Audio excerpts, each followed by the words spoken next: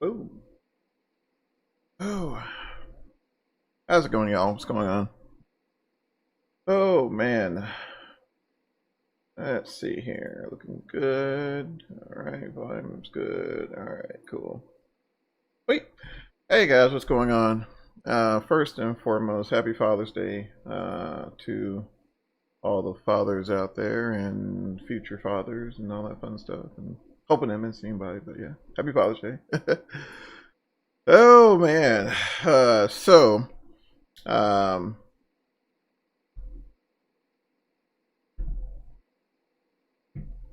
lost my train of thought just that quick. That was good. I was kidding. All right, guys. So we are in P3D version 5 today, which is kind of funny since we're hopefully we'll see a hot fix for it next week, and a fix that will hopefully give us a much needed improvements to the sim. Oh man, and yeah, hopefully we'll see it, and we'll see some more updates from developers and all that fun stuff. Hopefully next week. Hopefully. All right, guys. So we're in, of course, the Delta Airlines livery, which those of you who probably already assume we're in Atlanta. So Atlanta to San Antonio today, around 2 hours and 10 minutes, I think, from wheels up to wheels down. I believe our call sign is Delta Airlines 734, I'm sorry. And we are at MD-88. And, okay, going to connect here. Looks like center is on, so that's cool.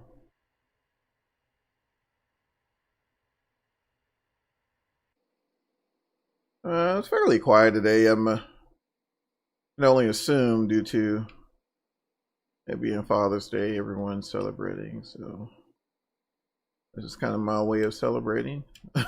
Oh man. All right.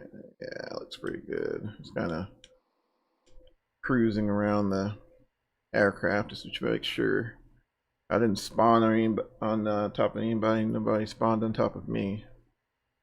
Seems to be a thing here lately. All right, so I'd like to go ahead and let's go ahead and tune into clearance deliveries on. Really? Okay.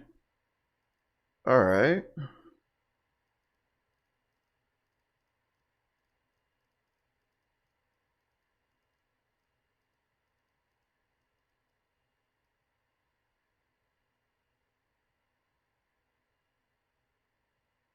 Yeah, actually, and there's another exam.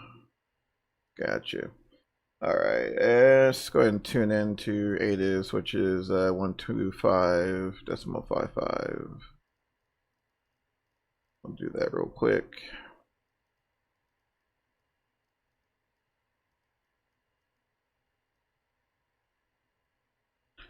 And I put that in my COM2.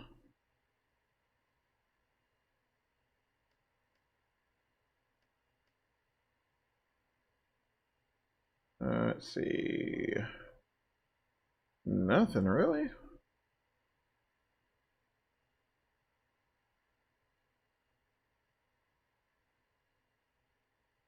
That is very strange. That's really strange.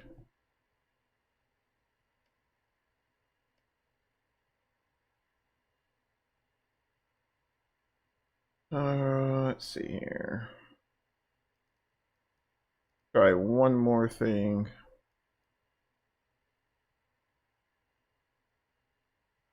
Alright, 132.975.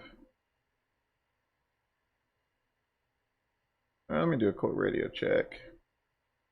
Radio check.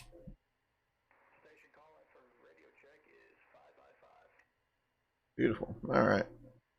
That's all I need to know.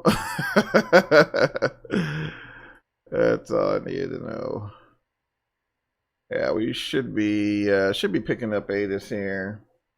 But based on what the sim is telling us there, so winds are 336 at 3. All right. Looks like we are doing west ops today.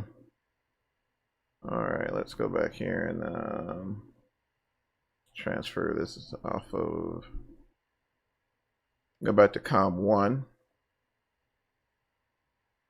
Double check and make sure Houston's offline. Lovely. All right. And there's that. All right. And where are we, actually? We are at Delta 23. All right. Clearance delivery Delta 734 is at Delta 23 for clearance to San Antonio. We have weather on board. And Delta 734, I want the clearance. Clear to the San Antonio International Airport via the Cajun 2 departure, Stinga transition, then as file. Maintain 1010,000, expect flight level 320, 17 shop to departure. Departures with Atlanta Center on 132.97, squawk 7116. 16. All right, let's see. Delta 734 is cleared to San Antonio via the Cajun 2 off the Stinga transition. Altitude is 10,000, spec 320 at 10. Let's see, frequency is 3297 and 7116 on the squawk code. Delta 734, readback is correct. All right, let's go ahead and put this in real quick. We'll leave it on standby for right now. So what was that squawk code? 7116. All right, so that's in because I will forget. Oh man, so before we do all that, let's go ahead and board. I think we already got our got everything set in sim. We just need to go ahead and board. So before I forget that. All right. And what do I need to? There we go.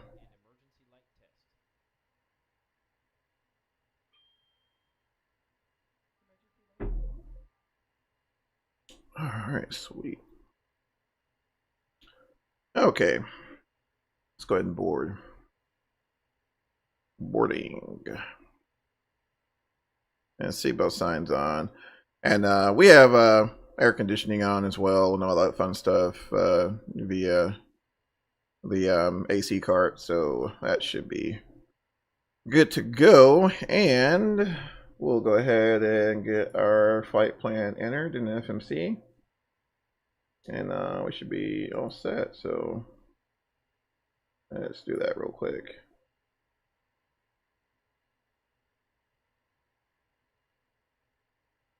And move this off to the side so you guys can see it. Let me bring this up. There we go. All right, so San Antonio.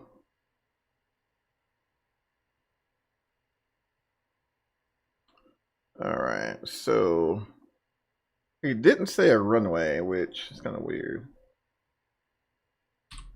Hoping he'll give us a runway to expect.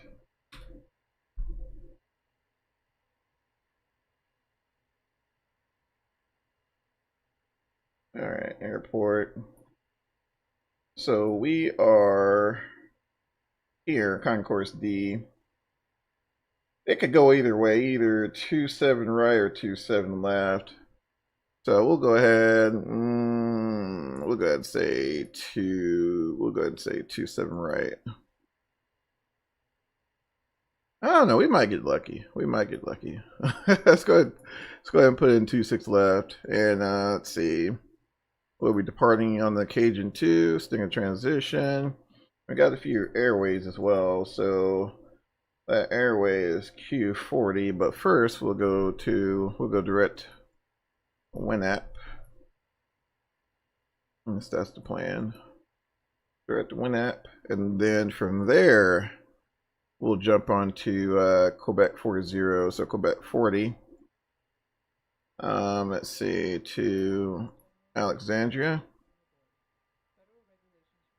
Let's see, Louisiana. Then from there we'll go direct Houston. So, oh, I'm sorry, direct Houston. There we go. And let's see, and then from there the Braun 3 arrival. Braun 3 arrival. Right now the weather's favoring 1-3 right. So 1-3 right, ILS, and transition. We'll just throw in CSI for right now, but that may change depending on. Alright, so 32,000 feet. And reserves today will be 3.1. Our block fuel is 26,000. Technically it's 25.6, but we got 26,000 on board, so we'll go with that. And let's see. Yeah, so 26.0 normal schedule. And let's see, what is the temperature up there? -40. 40 degrees Celsius, and the winds are an atrocious 257 at 30. So, gonna be a long one. Gonna be a long one. Let's see, what's our... Alright, go ahead and get the APU going.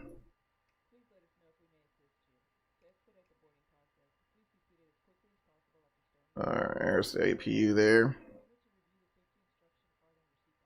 Before I forget. Let's see. Alright, so should be done with this guy for right now.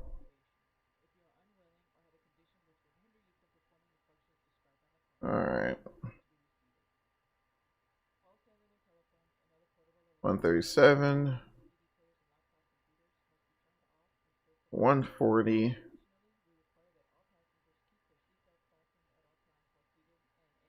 And 149. Alright, so we're just waiting on that final weight and balance number there, and we'll be good to go.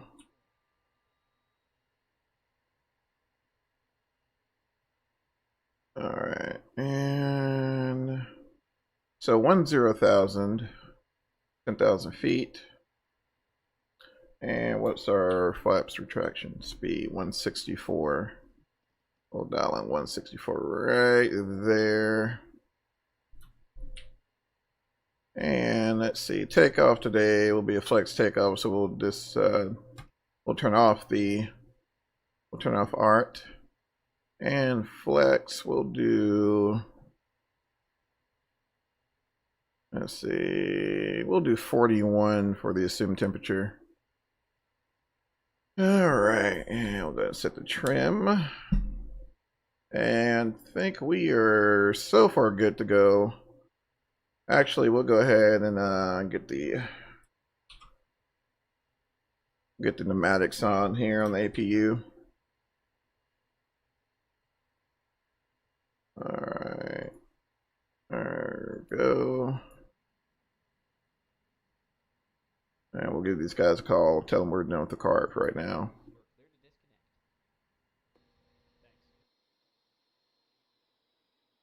Alright, so we're just waiting on a few more bags and we should be all set. Oh man. See, make sure, cool. Alright.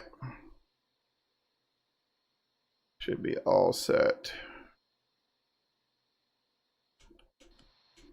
So while all of that's going on, let's do this.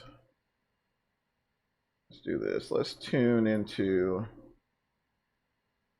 go ahead and tune into Atlanta Center. All right, there's our numbers there. So we're at 115,000 on the zero fuel weight. Put that in. 115. There we go. All right, everything else looks good. Everything is executed. Beautiful. There's that. Let's go ahead and get off that external power. And okay.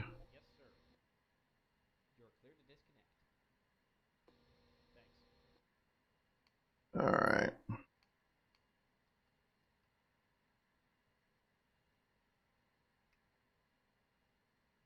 And what I would prefer happen, I would prefer that we get figure out what runway we'll be heading to. Let's see. Let's give Atlanta a call and see if maybe we can see if we can give them, see if we can give us some runway, or at least maybe something to expect so we can know which way to face. All right. Center Delta 743, Delta 23 in Atlanta, quest for push and start.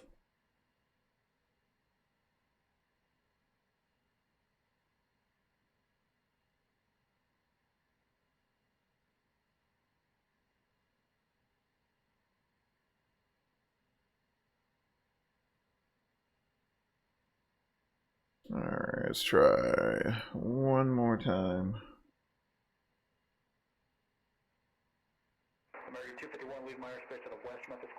There he is. That's loud.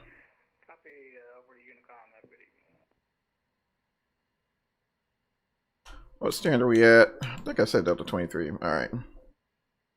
Standard Delta 734. At Delta 23 in Atlanta. Quest push and start. Delta 734 Atlanta, push and start is at your risk. Let me know when you're ready for taxi. Short of Foxtrot, 8 is Lima. We'll give you a call short of Foxtrot there for 734. All right. So that may have given us. Let me take a look at the map here. Short of Foxtrot, yeah. So he's gonna put us on 26 to the left, I think.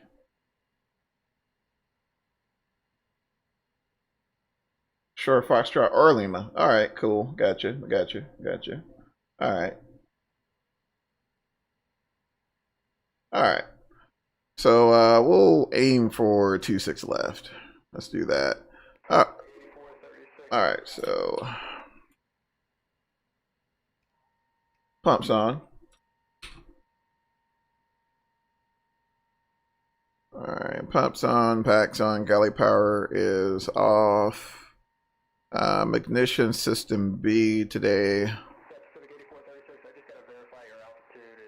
Oh, he's loud. He's loud. All right, I think we're all set.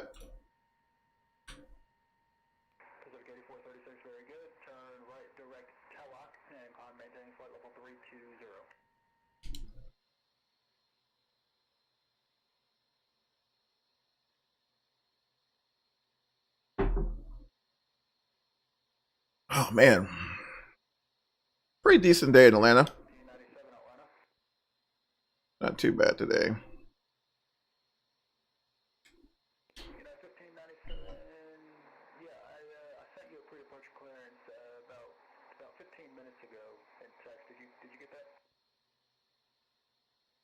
I must be pretty far out.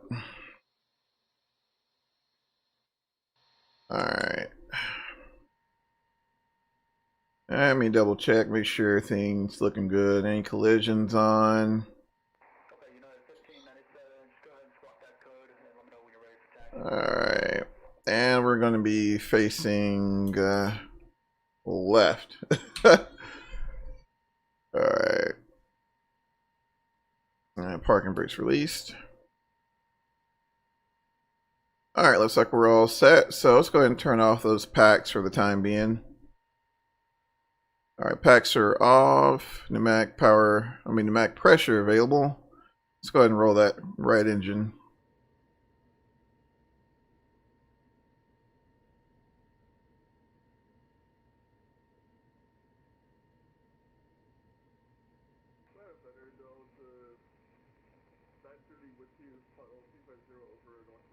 All right.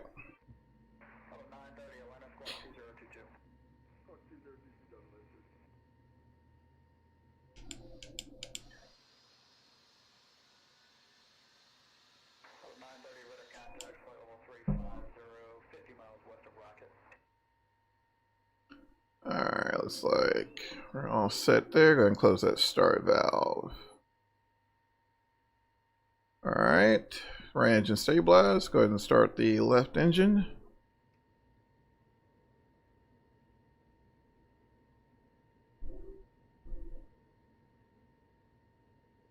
Waiting for about 22%, 23%. Should be good enough. Alright.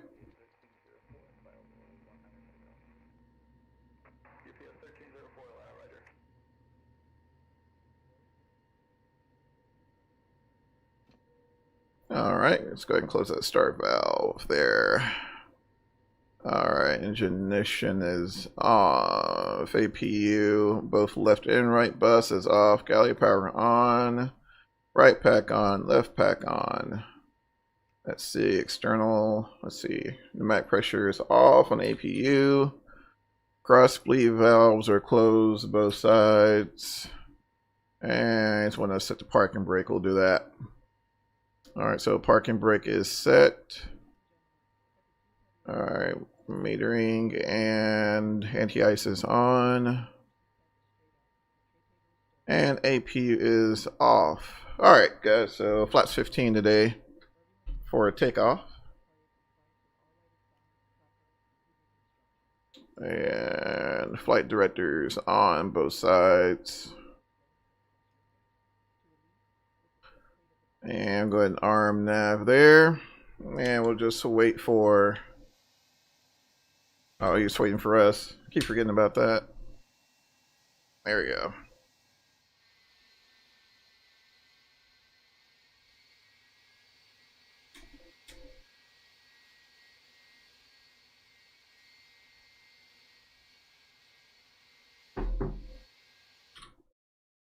Oops, I don't want that.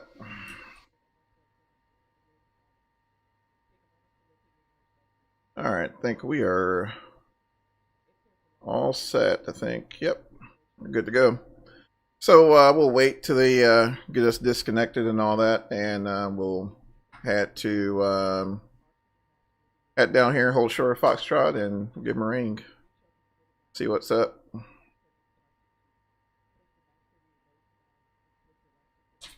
Alright, so...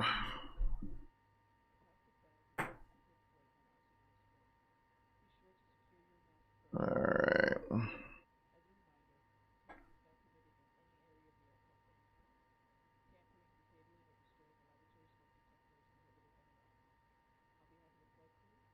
We're good. Yep, we're good. Alright. Make sure parking brake is off. Taxi light, we'll get that on. And we'll go ahead and ease out of here.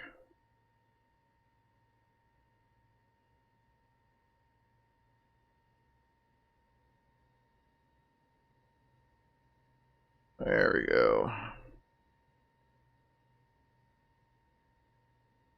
Alright. Should be good to go there.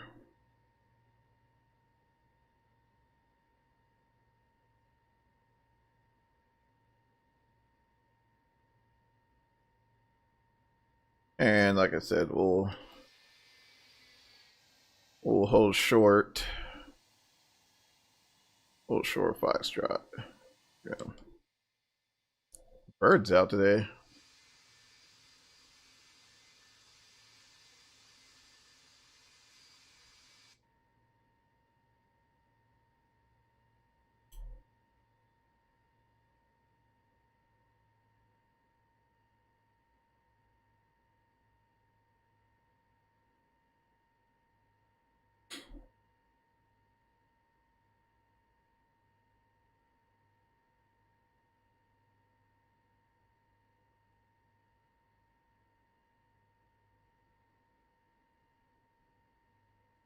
And we'll hold short right here. All right, I think we're all set to. Yeah, I think we're good. And center America, center Delta 734, holding short Foxtrot, ready to go.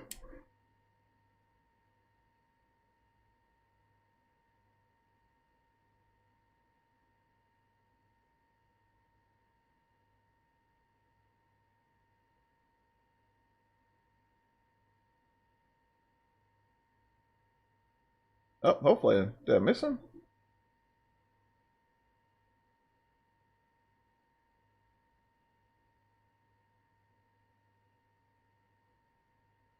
Let's try this. Weird. Let's try again real quick. All right, now I am not.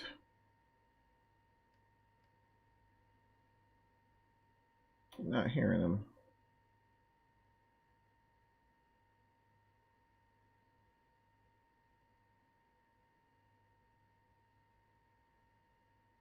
Say again for 734 audio issue.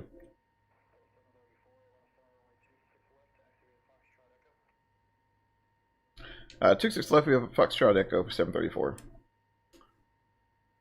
That was on me.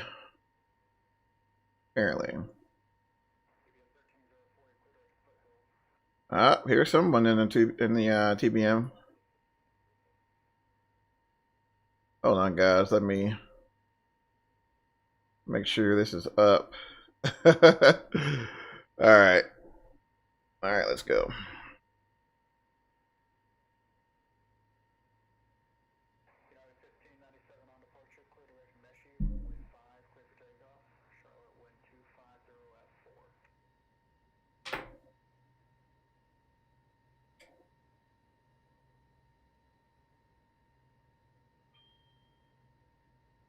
Yeah, it's like the cabin crew's ready to go.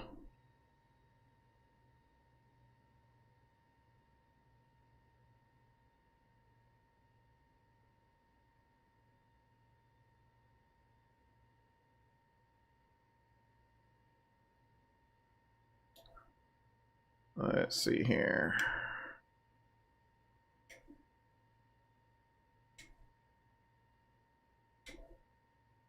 Come out kind of wide.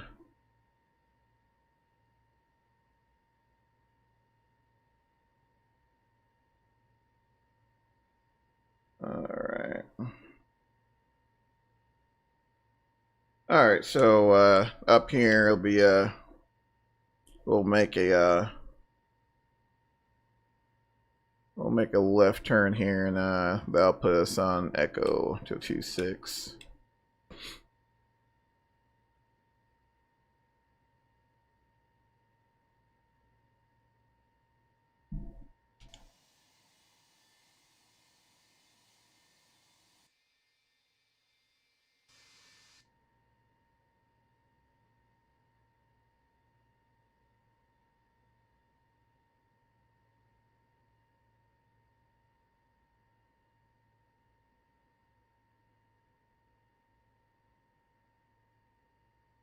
All right, here we go.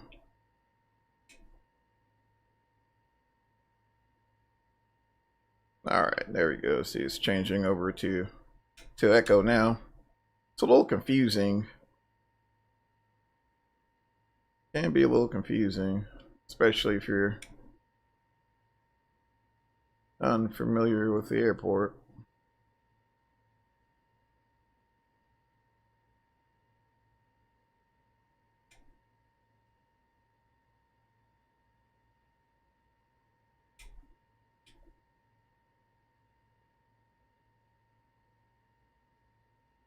Let's see. That should be. Clear that.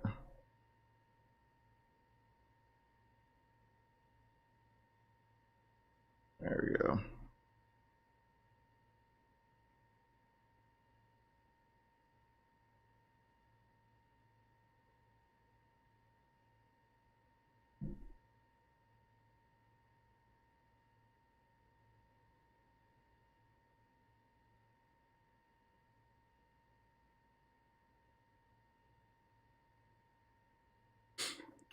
All right.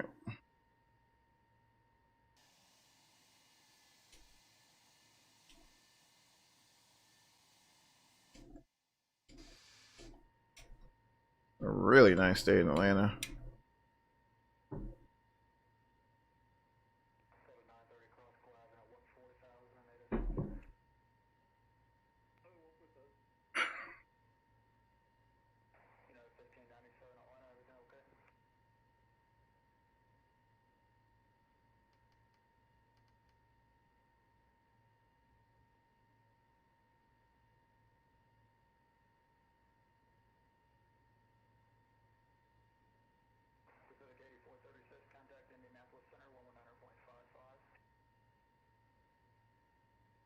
Let's see who else is on today.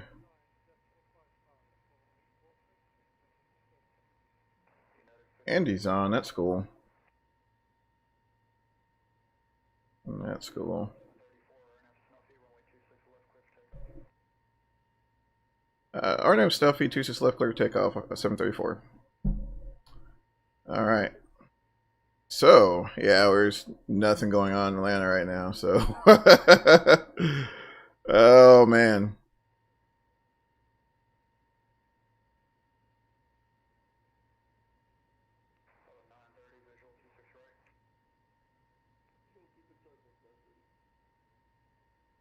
Yeah, let's go ahead and take the full length, guys.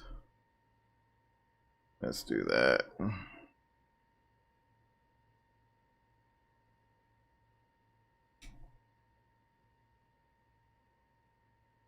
Let's do that. So actually, let's go ahead and get the, let's see, landing lights on. Try to do all this and keep a little momentum going.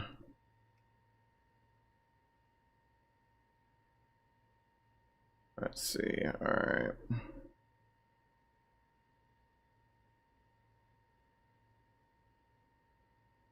All right, and just gotta do one more thing. There we go. And it's fairly sunny, so I'll hold off on the radar here until we take off here. So, funnel's clear, runway is clear, clearance received.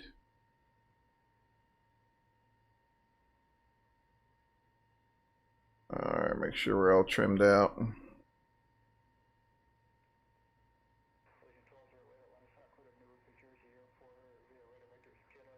All right.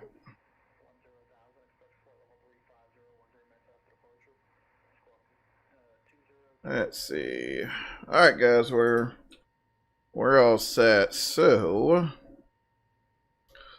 all right, we'll go ahead and start time and take off.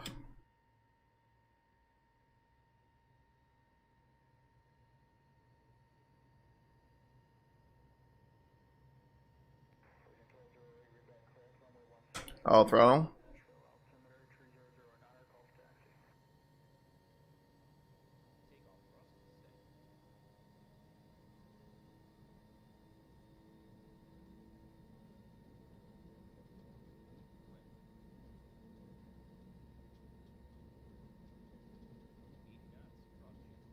Okay. Neutral.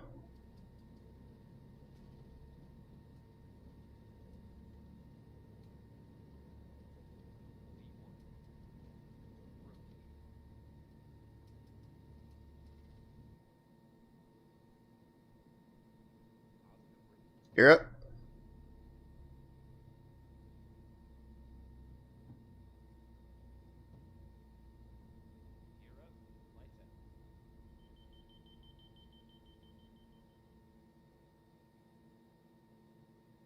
A little choppy. Not too bad, though.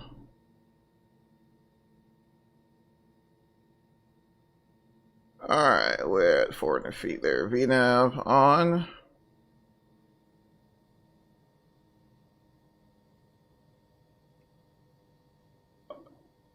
Hey, Michael, what's going on, my friend? Alright, nav's enabled. Climb thrust set. Arts. 3.1 for 734.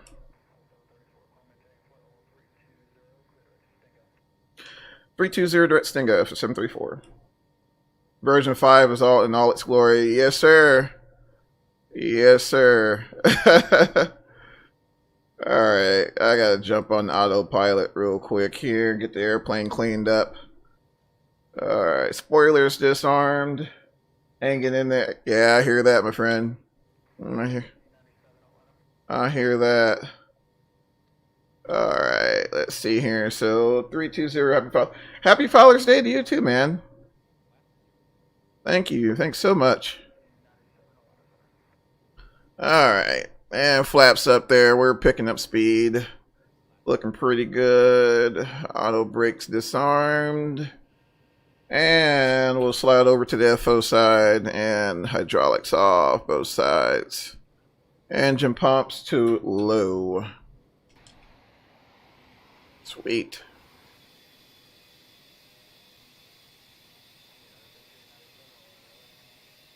Beautiful. Alright, so he said direct Stinga. Alright. There we go. Oh man, we are out of here. So 2 hours and 10 minutes, I think. If I'm not mistaken. We'll go back here and look. Yeah, about 2 hours. Well, now it says 2 hours and 48 minutes. We left a little late, but it'll be fine. It'll be fine. Alright.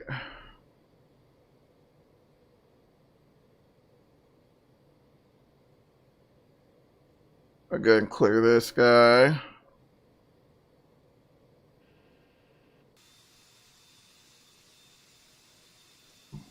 Man, I love that. I love those Pratt & Whitneys, man.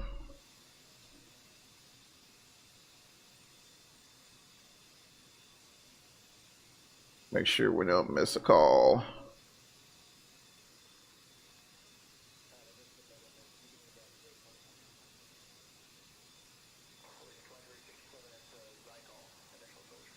Too cool.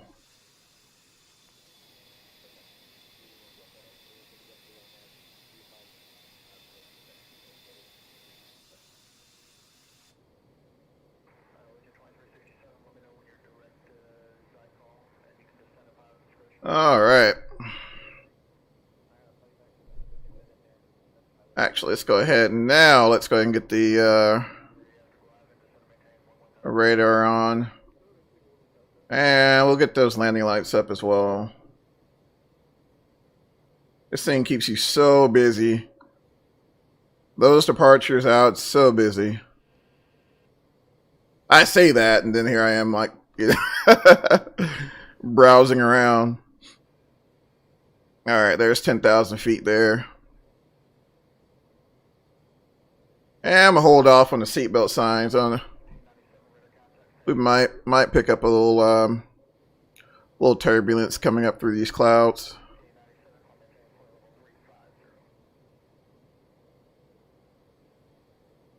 So what's our frames looking like? Let's see, frame rates. I am at 66 frames a second. Kind of bouncing around a little bit. Workload, exactly. Exactly.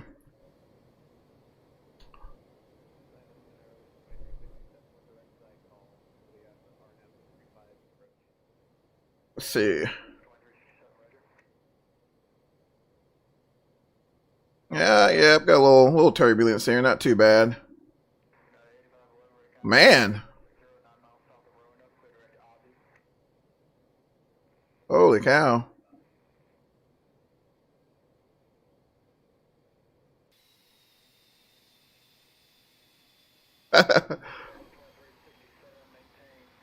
Whoa.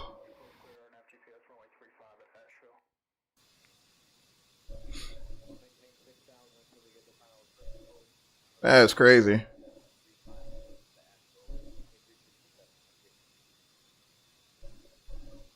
Yeah, I figured we were going to pick up a little, just a little turbulence, just a little bit. Not too bad.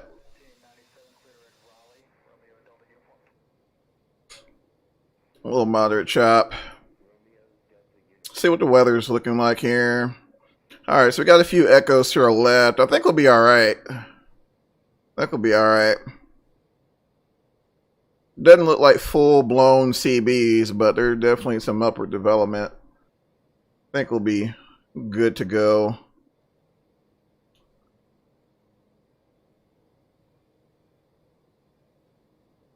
Do you remember those days when we used to do the GP? Oh, man. Do I remember? Oh, my gosh.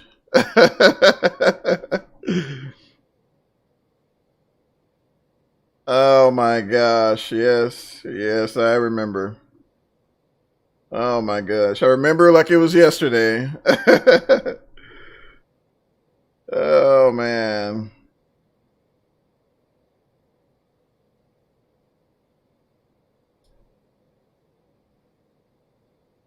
Oh man. Alright, everything looks good there. Go back over here. Yeah, in case I missed you guys, man, happy Father's Day. Let's see.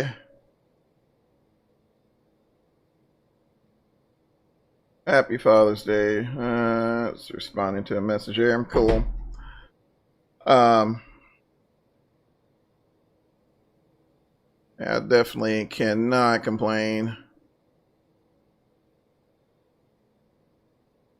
Alright, 16,000. Coming up through a little weather, not too bad.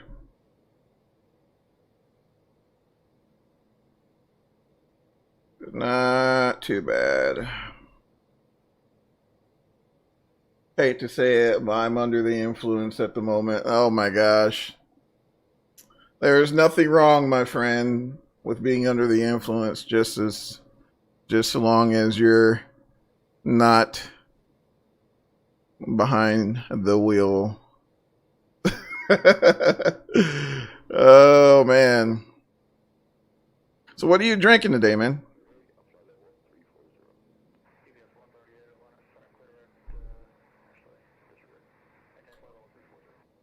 What are you drinking today?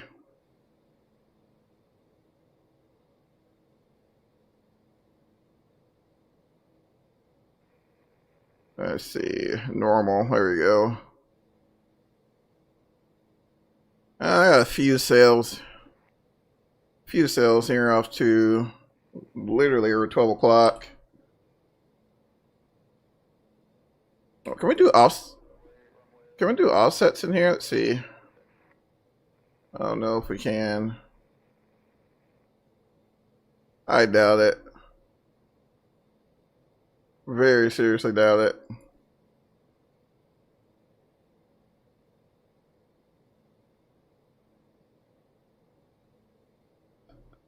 Ah, gotcha. Gotcha. Gotcha. Gotcha.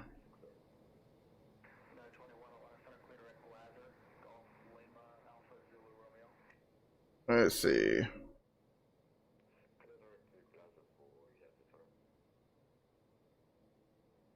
I don't know. We might have to see if we can request a deviation because don't want to run into that. We may go. Let's see.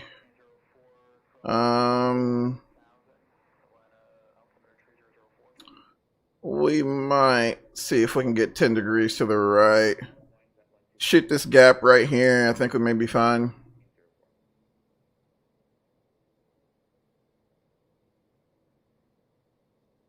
Let's see.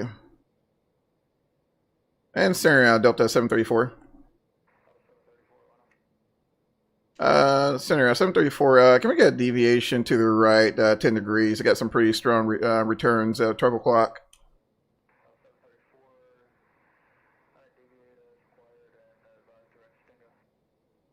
Give me a call direct Stinga 734.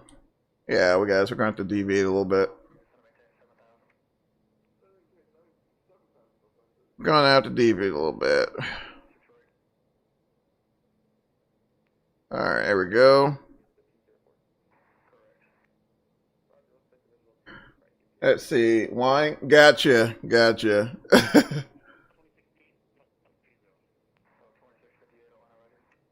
Gotcha. Yeah, see, the problem is I don't even know if we're going to be able to return direct Stinga. I'm not sure. Let's kind of look here and see. Let's see if we can zoom in a little more. I don't know. We might. We might. Let's wait for it to update.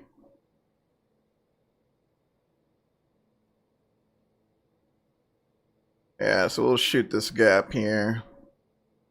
There we go. Maybe we can outclimb him? I don't think so.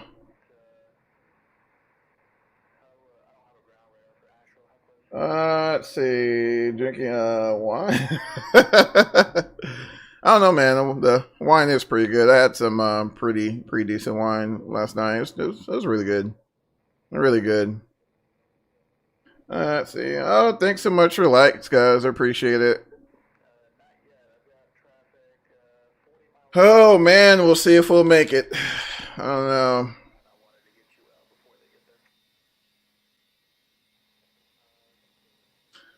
Yeah, we didn't run into any issues leaving. It's just getting there. Like, goodness gracious.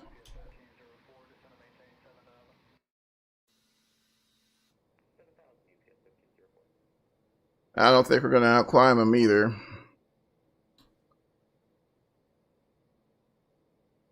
Don't think we're going to outclimb them.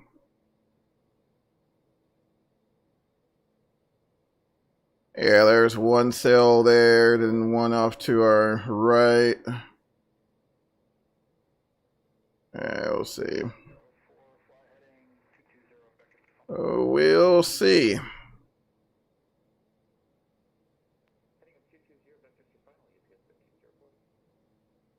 Alright, who else is on? Any ATC? Nope, Houston is still offline. And it's hilarious too, because like I look, I'm like, oh cool, you know, got some coverage, you know. I'll jump on and not 10 minutes after I'm online, they come off. Oh man. Oh, excuse me. I'm tired. I'm getting no sleep at all last night. Oh man, those just coming in, guys. What's going on? What's going on? Alright, we might be. Let's try to keep it kind of close. Not too bad.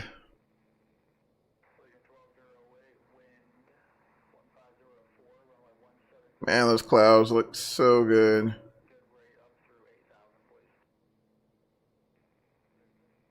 Alright, so we're at 27.6. 320. We're getting there. Climb performance is pretty decent. We're getting about 1,600 foot per minute. Pretty decent. Alright. Direct Stinga. I don't know. So we're at 28,000 feet now, and that looks, I don't know. It's definitely above 320. Man, he's busy.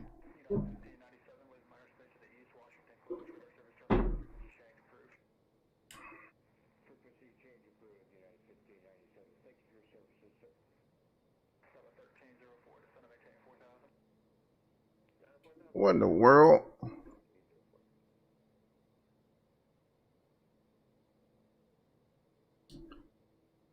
Wait a minute. Oh, okay, never mind. Alright. So we're... Yeah, still really can't go go direct there. I don't know. We may end up passing it. which some aircraft, the FMCs, they have a offset function, so you can enter that, and so you don't have to jump on heading mode or anything like that. You can just what it says, offset the route, but I don't think we have that feature here. I don't think we have that feature. We might be able to go direct here soon.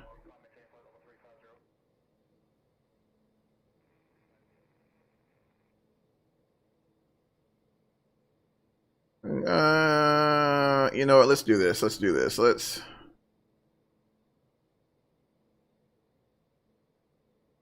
do this.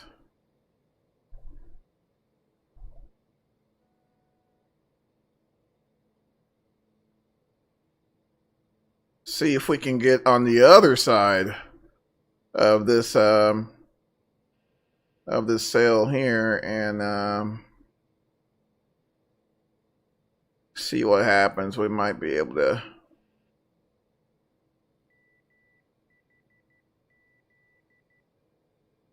What is that?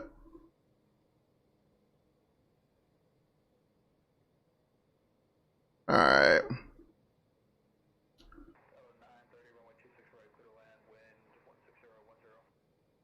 Man, look at that. Holy cow.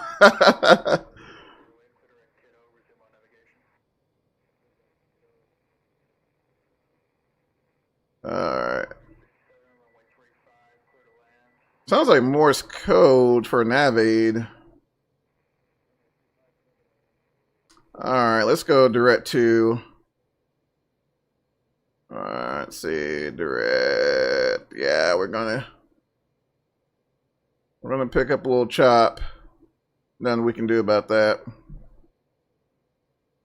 Center 734 is direct Stinga.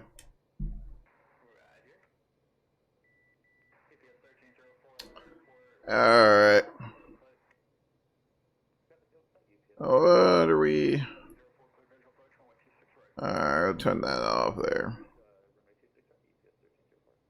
Alright. Whew.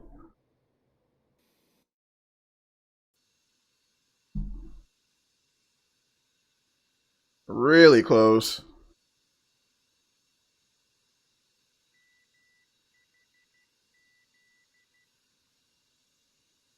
Really close.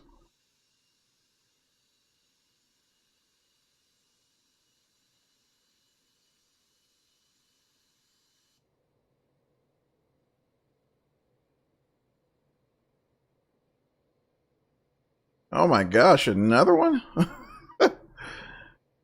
Oh man. We might be alright once we get around this one. I mean, we can't out climb it. I don't know, what's our optimum?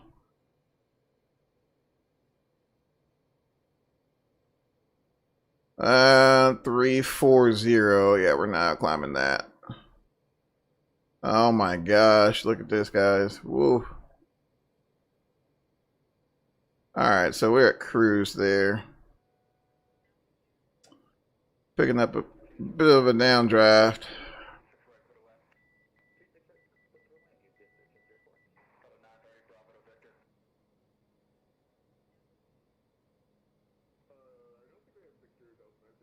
Oh my gosh.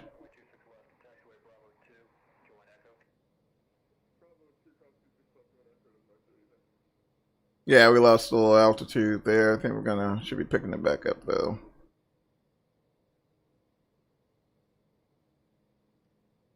Now here's what we'll do here. We'll adjust our antenna. Bring the tilt down a little bit. That's going to be, that may pose a problem.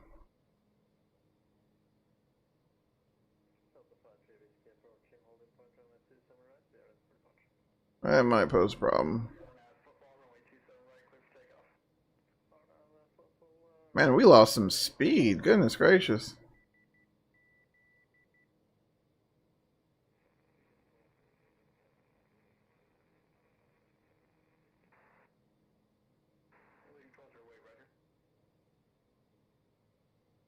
We lost some major. Looks like we're starting to line back out, but yeah, we definitely lost some speed there. I'm not sure if it was maybe a little wind shear, perhaps.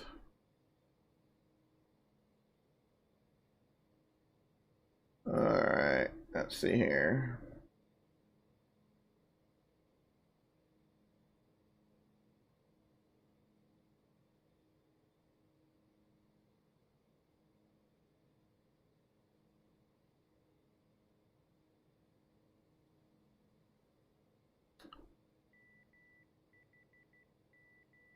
Let's see, what are we listening to here?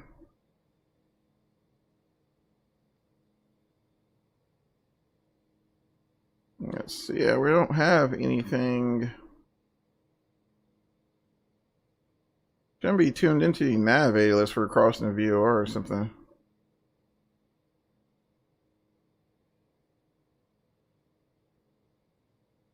So I'm looking here, and we may be fine. I think we'll be fine. I think we'll be fine. A little sketchy there initially. All right, what's our ETA? Hour and 39 minutes. Yeah, looks like we're picking up some airspeed there. About 0.75 is what we're looking for. Excuse me. All right.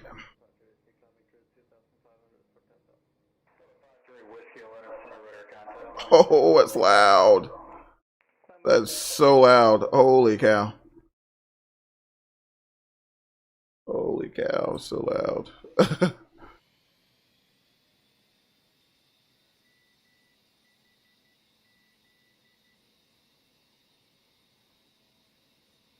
Yeah, we're gonna go ahead and fly right through it. I think we'll be alright. I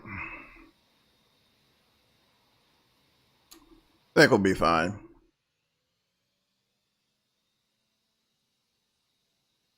Oh, we're in the clouds, so we can't see it.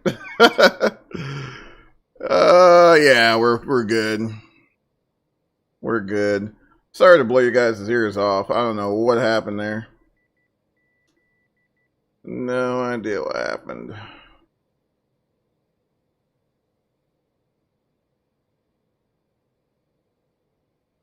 Yeah, that should be the last of it there. I think we'll be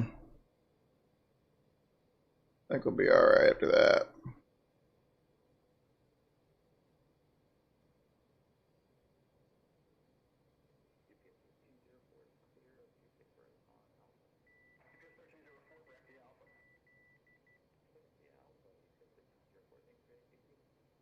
That's so weird. Let me just swap this real quick and see if maybe swap our comm 2 and see if maybe that stops it.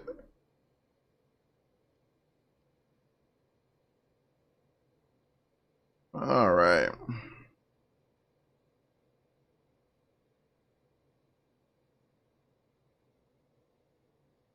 Oh, finally we're out of that. How long are we with Atlanta Center? It should be getting pretty close to leaving their airspace, which after that, we're on our own, folks. We are on our own. Oh man. Sweet. Yep.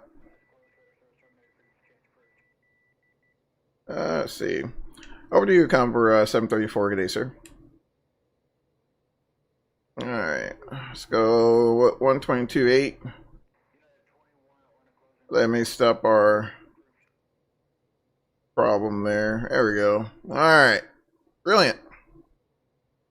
Hopefully no more Morse code. We should be fine. Oh man. Oh my gosh, what the heck is that? What the heck is that? Where is that coming from? Where is that coming from? Let's see. That's so weird. Push them all in and see if maybe that changed it. I don't know. Bring them back out. Maybe resetting them. Oh, cripes. Hold on.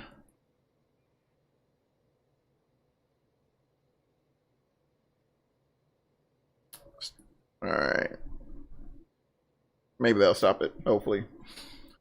Alrighty. Cool, so yeah, looking pretty good, guys. Like I said, hour and 25 minutes now. My goodness. No idea what that is. Let me jump over to the FO side and maybe there's... Alright, uncheck that and see if maybe that gets rid of it. I don't know about you guys, but I'm definitely looking forward to the hotfix 2 for version 5. Definitely looking forward to it.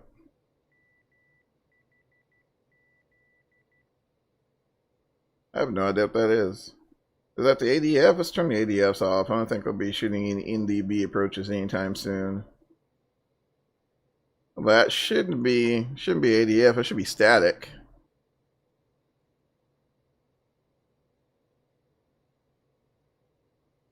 I don't know, guys. No. We'll go ahead and...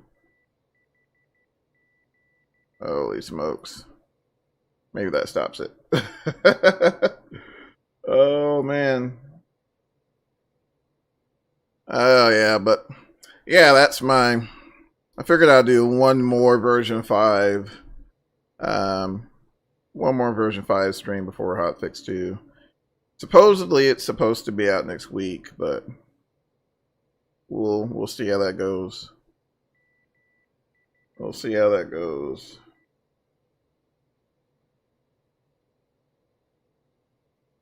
I have no idea. No idea where it's coming from.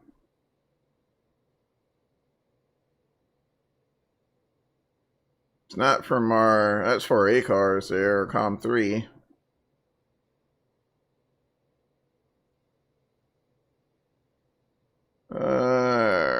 Let's bring this down a little bit. Yeah, no idea what that is, guys. I don't know. No idea what that is.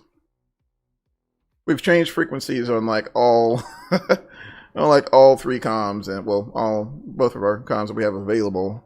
Last night I'm not sure where we're picking up more scope from.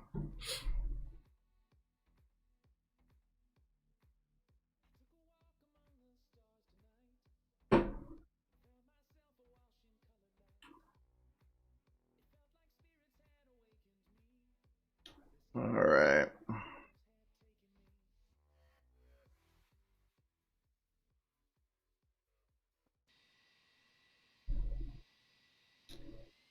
So weird. All right. So I think we should be good to go. Weather and oh my gosh, that's so aggravating.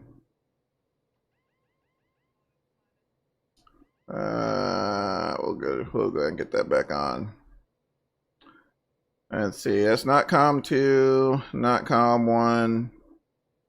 Not sure what that is. Hopefully we'll be far enough away from it here soon. We'll have to deal with it. But let's see what the weather is looking like in San Antonio. So it's out of the south at 10 knots. And out of the south 10 knots, visibility at 10, scattered at 3,500, and scattered at 5,000. Hey, what's going on, SK? How you doing, my friend? Let's see here.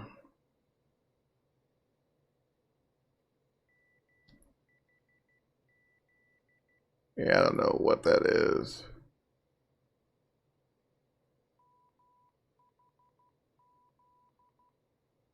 Oh, it's hilarious. Oh my gosh.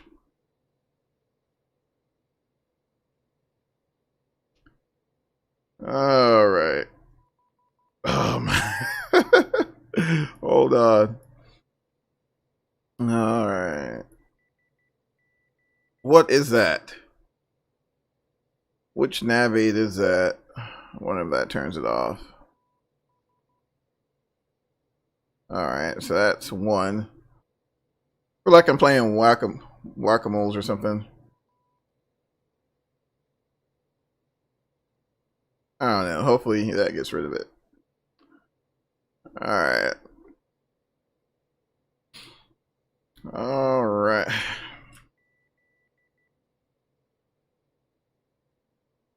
We'll turn FO side off. Maybe that's it. I don't know.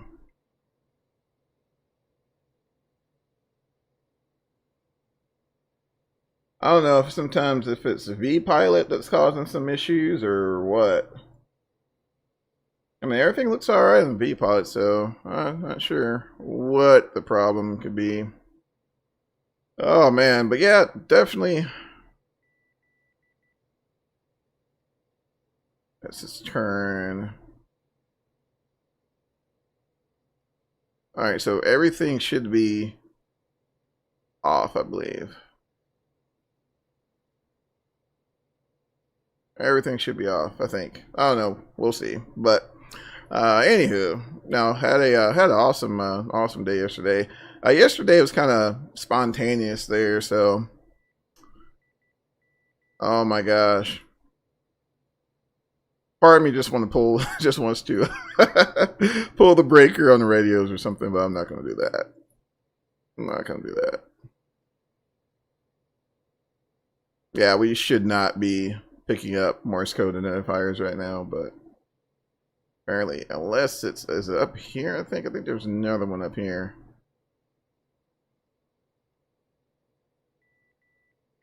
No, it's not this.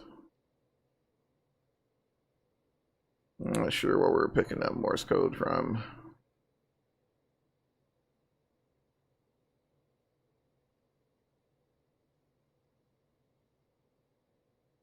Let's switch off of, yeah, we're not even on 122.8 anymore, so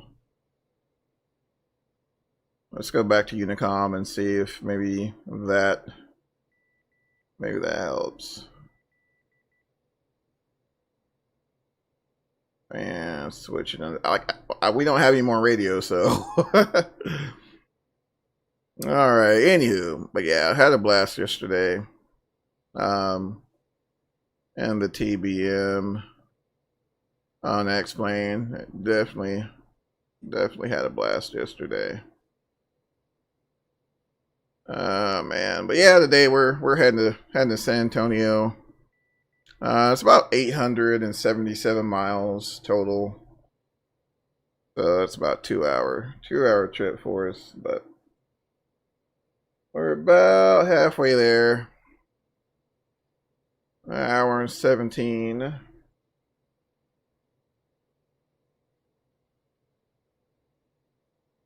About halfway there.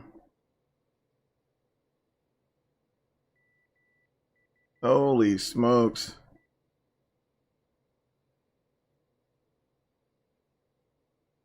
And like I said, I have no idea where that's coming from. I'm not sure if the audio panel is functional up to the individual volume controls, but we'll see if we can turn them all down except our main COM 1 there that we're using. Nope, that's not it either.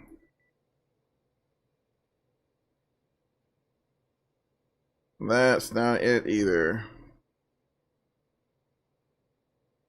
I don't know, guys. Don't know.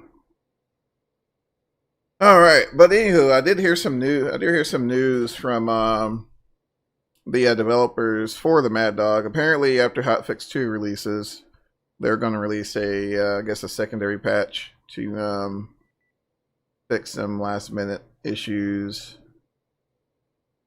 All right, so hopefully, which I don't know, the thing runs great for me anyway, but I don't know, maybe there's some new features or something to look forward to, hopefully.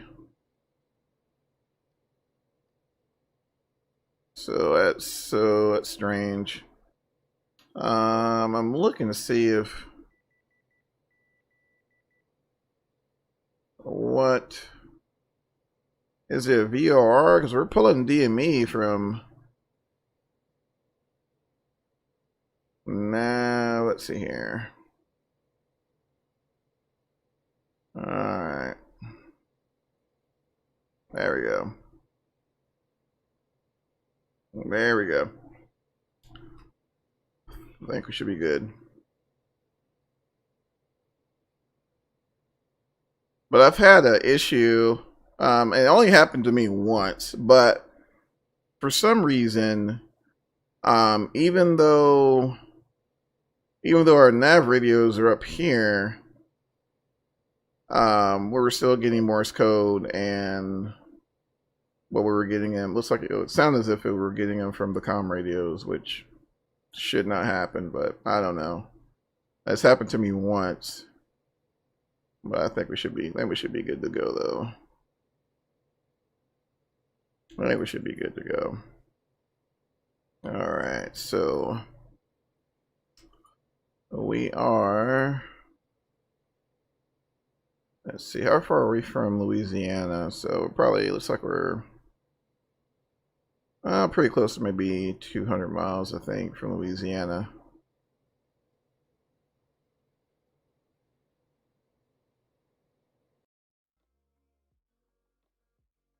That is crazy. I'll leave it on, but I don't know. I think my PC is possessed today. I think it's possessed today.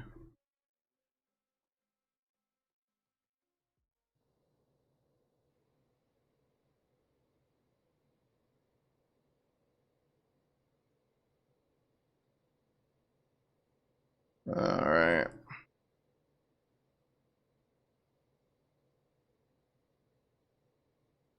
So far, so good.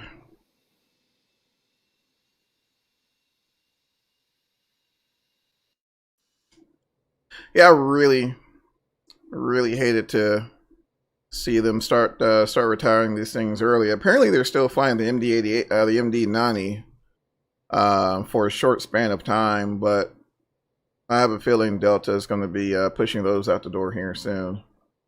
Anyway, but I think I want to say this flight originally is operated by A319 as of now, I think. But at one point, this was an 88 trip as well. Initially, I was gonna do something with Allegiant. Since we were talking about Allegiant yesterday, I was like, I'll see if I can find a Allegiant livery for it, but I couldn't find one. Couldn't find one.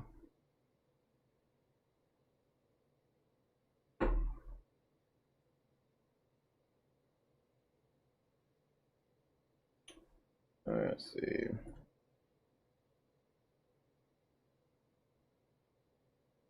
Where's this V pilot?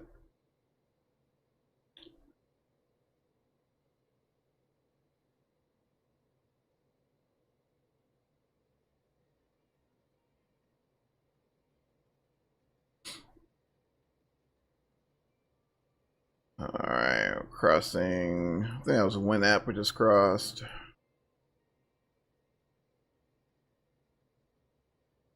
Man, this looks too cool. I don't know. Like I said, I don't care what anybody says. When version 5 runs,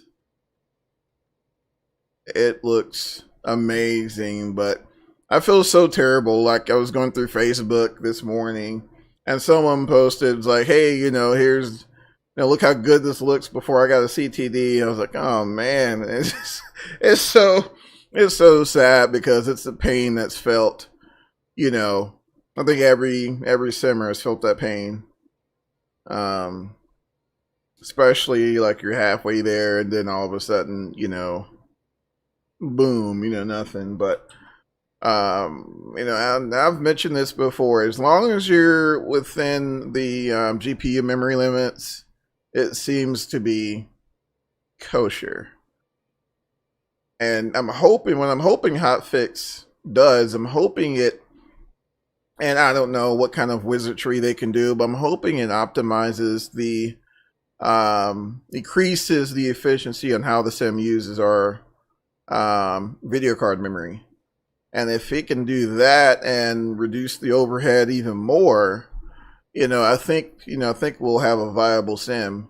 There's a huge improvement for me even after the Windows 2004 update, but there's still certain places that you go, like, I don't know, like Miami, for example. If you're running heavy scenery and your textures are like set to high or ultra, unless you have a crazy video card. I'm not just and it doesn't have to be like a 2080 or anything. I mean, as long as unless you have like a video card with 12 gigs of VRAM or something like that. If you're not watching your GPU usage, you can run into some problems. Which is, like I said, one of the reasons why hopefully hotfix 2, works on the efficiency, just to, line it out a little more, and I think it'll be fine. And then on top of that, a lot of the elevation issues, because there's still some airports. I went to, what airport was that? Was it Akron? No, it wasn't Akron. It was, Kansas City. That's where I went. It was Kansas City, and Kansas City was in, I don't know, it looked as if, the whole airport fell in a giant sinkhole and you were trying to, it was, it was crazy. But, I don't know.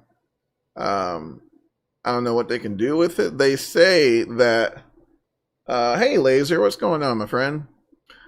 They say that you can perform the update by just replacing the client, which we've all done that before. But you can also replace the I think the content and the scenery, and it includes some additional features as well. So now I say features, more like fixes, but who's counting, right? But I don't know. They say first part of the week they weren't specific. It'd be nice if it's like, I don't know, Monday. It'd be nice if we can see something tomorrow. And that way PMDG, which I'm sure they already know. So, maybe PMDG and FS Labs, they can give us what we've all been asking for, and we can see that NGXU and the Airbus line up. And honestly, guys, at that point, it's like adios 4.5. Right now, the only reason I'm keeping 4.5 is for the PMDG 737 and the FS Labs Airbus. I'm at a restaurant. Really? You're at a restaurant, my friend? What's on the menu today? What are you eating?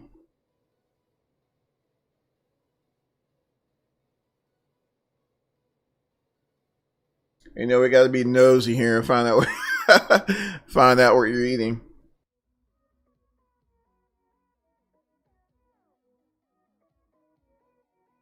Put on some cruising music here. That's a little too loud. There you go.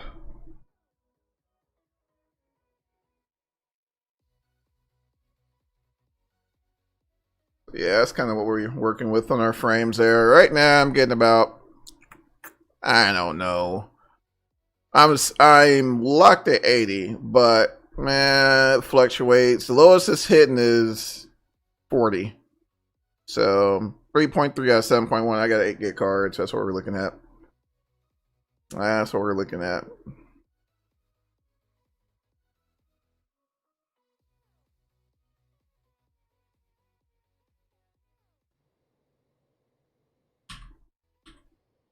That's so crazy.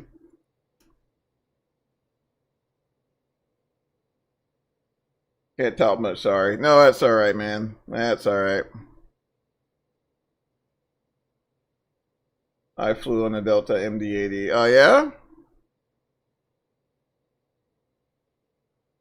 Yeah, it's It's a treat, man. I think the last MD-80 I've been on was an American MD-83 from Milwaukee back to Dallas, and that's the last time I've been on a Mad Dog.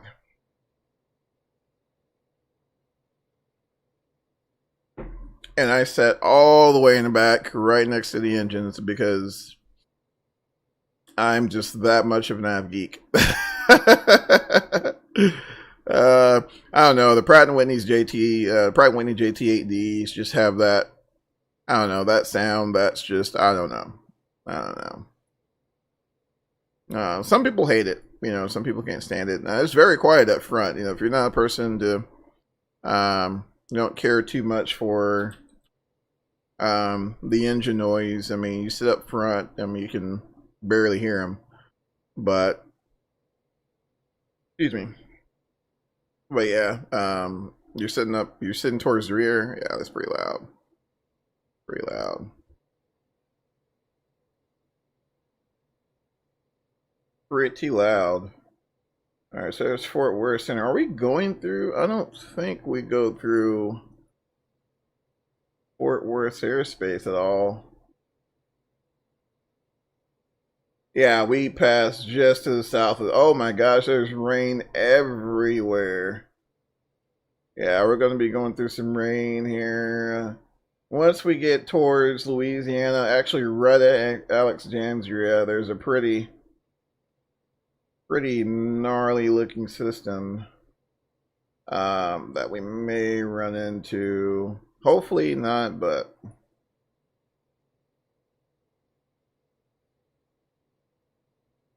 hopefully it moves to the north of us by the time we get there. But yeah, we won't be talking to Fort Worth, which I don't know, don't feel too bad about it. Looks like their tower's on as well. That's cool. I see Atlanta jumped off as well. Jacksonville, like clockwork, of course. Denver. Yeah, Houston Center, they were on earlier. Not sure what happened with that.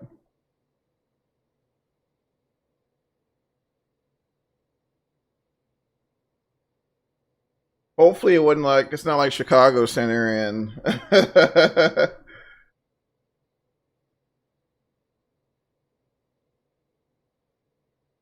yeah, hopefully it's not like Chicago Center yesterday and they just completely bounced. I don't know, it may have been an emergency, at the end of the day, this is a sim. But I mean, this guy rolled out. There was no, I will see you guys later, or, Chicago Center signing off, and whenever, it was gone.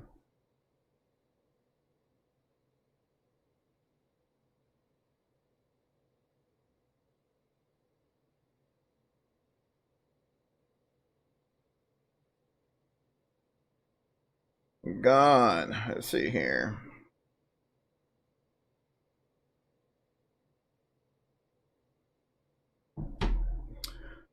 Alrighty. Yeah, it's been the past few streams, I think. I've been in other aircraft, Airbus, what else? TBM, which all are so much fun, man, but there's nothing like the MD-80 for me. Nothing like it.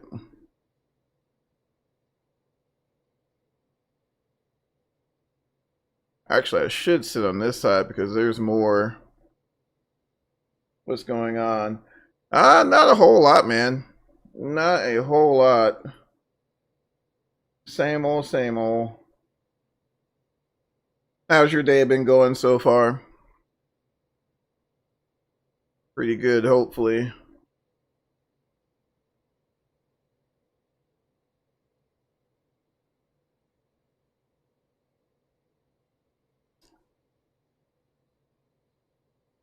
Yeah, hopefully your day's going pretty good, man. Like I said, I wasn't gonna do anything today because we streamed yesterday and had a group flight yesterday, man. It was loads of fun. Oh my gosh, it was loads of fun. We started out.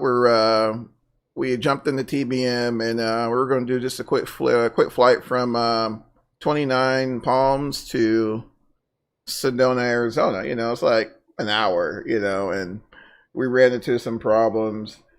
See, SK, pretty good. How are you doing? Oh man, pretty good. Just enjoying the Father's Day and trying to stay out of trouble. Trying to stay out of trouble. And so yeah, we ran into a few problems, and so we decided to jump in some tube liners and head up to Chicago. And apparently there was some big event yesterday, and it was, I think everyone was flying into, oh, I forgot where they were going, but they were flying somewhere, and it was crazy over in the West Coast yesterday. Lots of, then there was another event where they were doing transcontinentals from wherever, you know, there was some people from Toronto. There were some flights from JFK, and they were going from JFK or whatever to Portland, Oregon, that'd been really cool. That'd been really cool. Been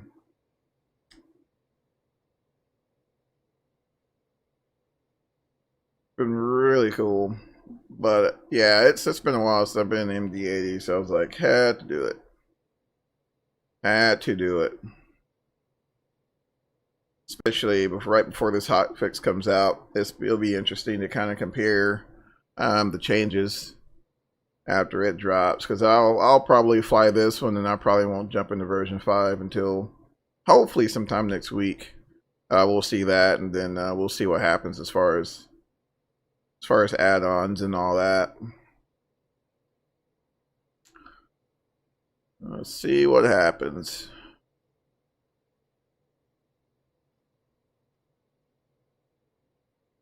All right, let's see how we're doing here.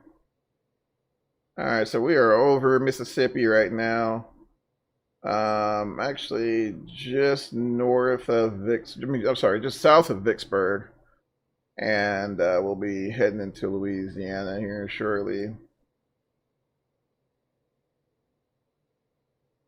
It would be nice to see some ATC though.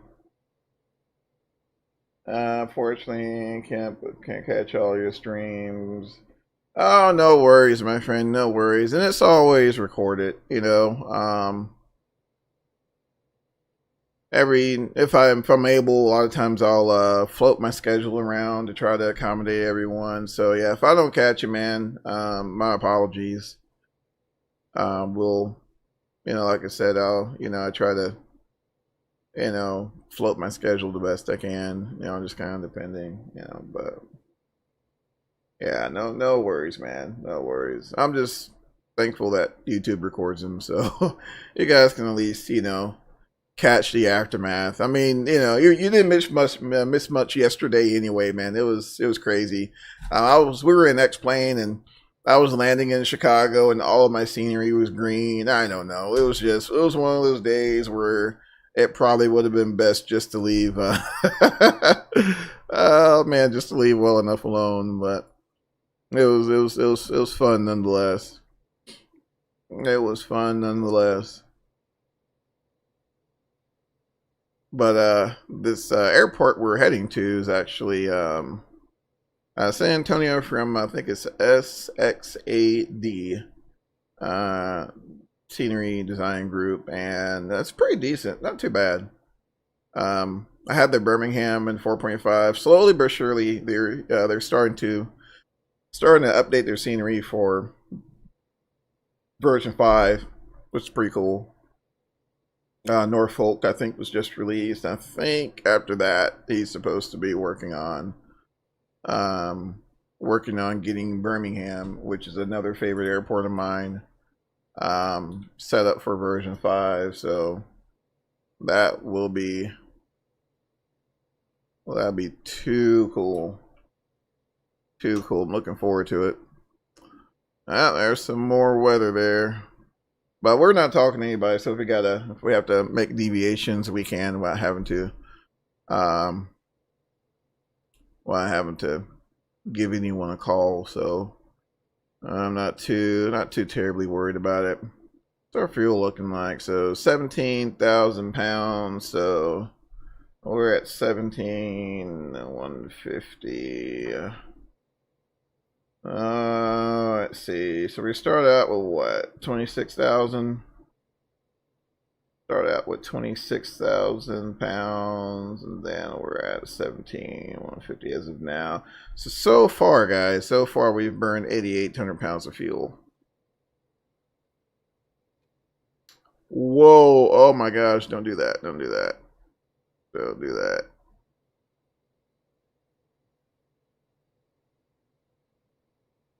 Oh my gosh! Hold on. Oh, but I didn't click it. Let's see. Is the cabin? We're still holding pressure. Yeah, we're still holding pressure. Oh my gosh. Woo! You wouldn't think that would let us depressurize. I'm gonna try it. Okay, cool. All right. Whew. All right. That's pretty nice. So yeah, I mean, realistically, if we tried to, let's say we were flying and we tried to open that window, it would not budge for us. We could probably unlatch it, but it wouldn't budge for us. So it's nice that they simulated that, because that would have been very bad, very bad. Let's see. So we're 52 miles from Alexandria, and that was, I think what we're looking at there was that group of cells. When I showed you guys the map, that group of cells that was around Alexandria, Louisiana, that's what we're looking at there. So we'll probably deviate to the south, and then from there we'll just head direct. We'll head direct to Houston. So let's do that. So I'll put in 219 there, and we'll go ahead and deviate a little further to the south. We got the fuel to do it, so it's no big deal. No big deal.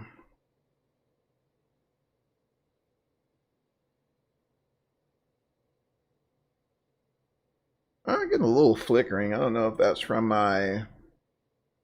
active sky. Fresh air is never bad. Oh man, I would agree with you, SK, if we weren't at 32,000 feet. Especially in these things, man. They get very, very, the air is just, I don't know. That's every airliner I've been in. You get that airliner smell, I guess. But yeah, I think we should be I think we should be fine, my friend. Oh man. So far everything looks pretty good though. In terms of our engine health. The Fly the Mad Dog also has the maintenance module, which every time I start it up, it'll give me a notification. Depending on what variant you use, whether if it's the 82, 83, or the 88, you're supposed to do weekly checks. So let's say if you're due for a weekly check and you don't do it, then you'll start seeing performance issues, low or high oil pressure, depending. It was like night before last, I think. I was in the MD-83, about to head up to that was the flight actually. I was heading up to Kansas City, and Kansas City was in I don't know, it was in like a hole or something. It was crazy, but anyway, but try to fire up the APU and no APU, which I mean, on these aircraft it happens all the time. So of course you just get some external air, fire up your engines, and you're good to go. But it's pretty nice to just to it's something to keep you on your toes. I mean, I don't have to have the failures on all the time, but it's nice to have something just to kind of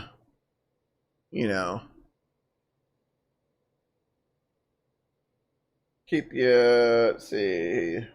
Hey, what's going on, Flight Sim?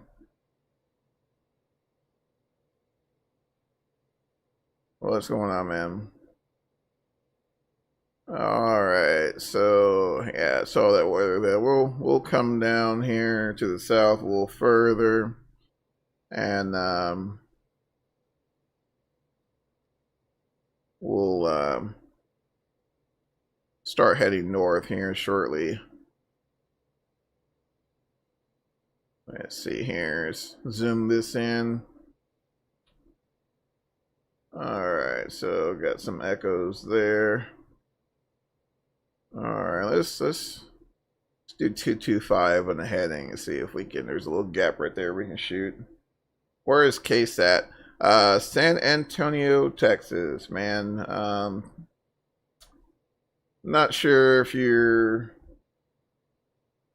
Hey, what's going on, my friend? How you doing? Welcome, man. Yeah, so San Antonio's like South Texas. It's a decent sized airport. I know Southwest hits them up quite a bit. Lots of Southwest flights there. Delta also services them, but it's more or less. Oh, look at that! Look at that! We're holy cow!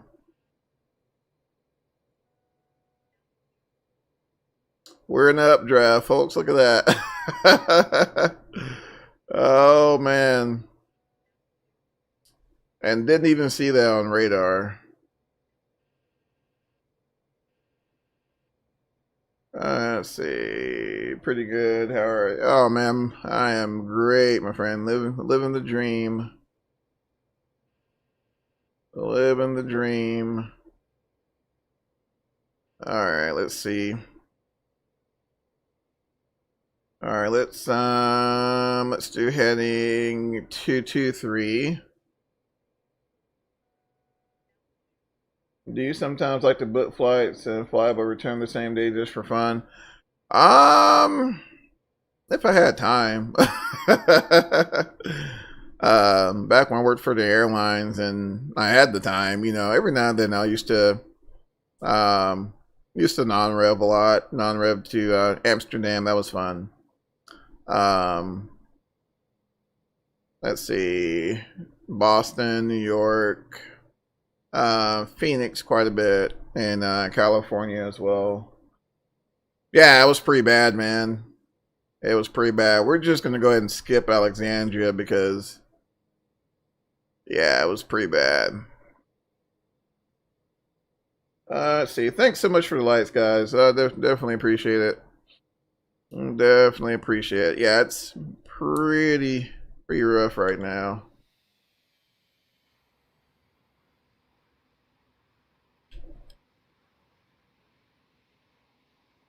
Pretty rough. Goodness gracious, look at that weather.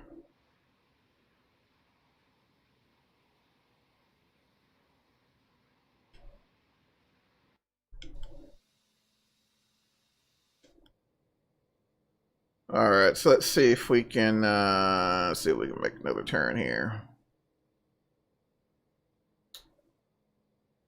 All right, I think we should be fine as long as we cut this gap here. I think we'll be all right. But yeah, that turbulence was gnarly, man. That's what I like. I love Active Sky. It punishes you for flying into bad weather. I remember FS-98. You know, it was literally a picture of a thunderstorm with the traditional anvil shaped. And you know, shortly thereafter, they I think 2004 they added lightning. But yeah, it was like, you know, you flew through the picture of the thunderstorm and it did nothing.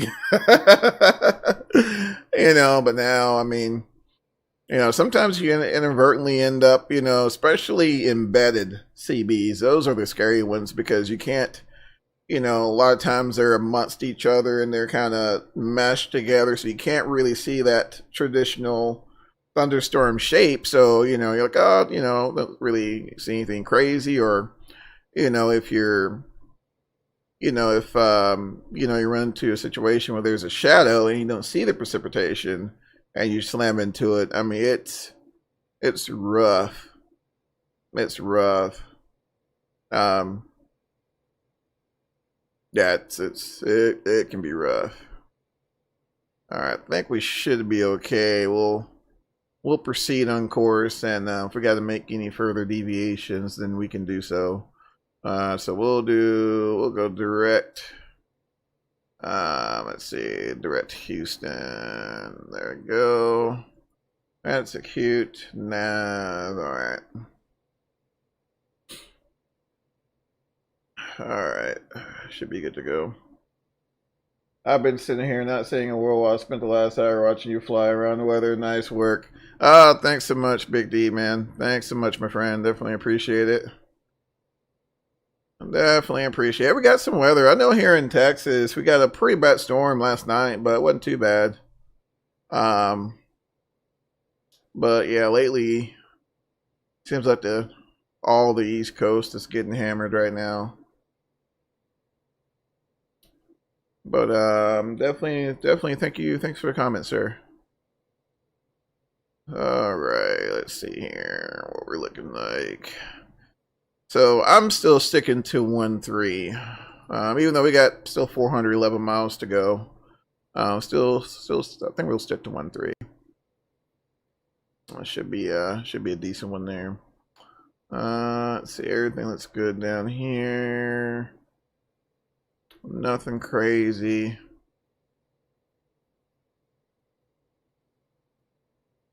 All right, let's see.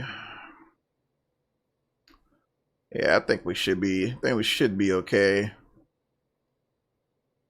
Yeah, we should be okay. Yeah, you can kind of see how we. Let me bring it up here. You can see how we deviate a little further to the south past Alexandria, Louisiana, which I'm not too concerned about that. Now we're direct Houston. Doesn't look too bad on this section here, so I think we'll be all right from this point forward. Oh man, Fort Worth Center's offline now. So yeah, we're looking all right, I think, fellas. Looking all right. Oh man, my allergies. I think with all this weather now, it's been stirring up my allergies now. Okay.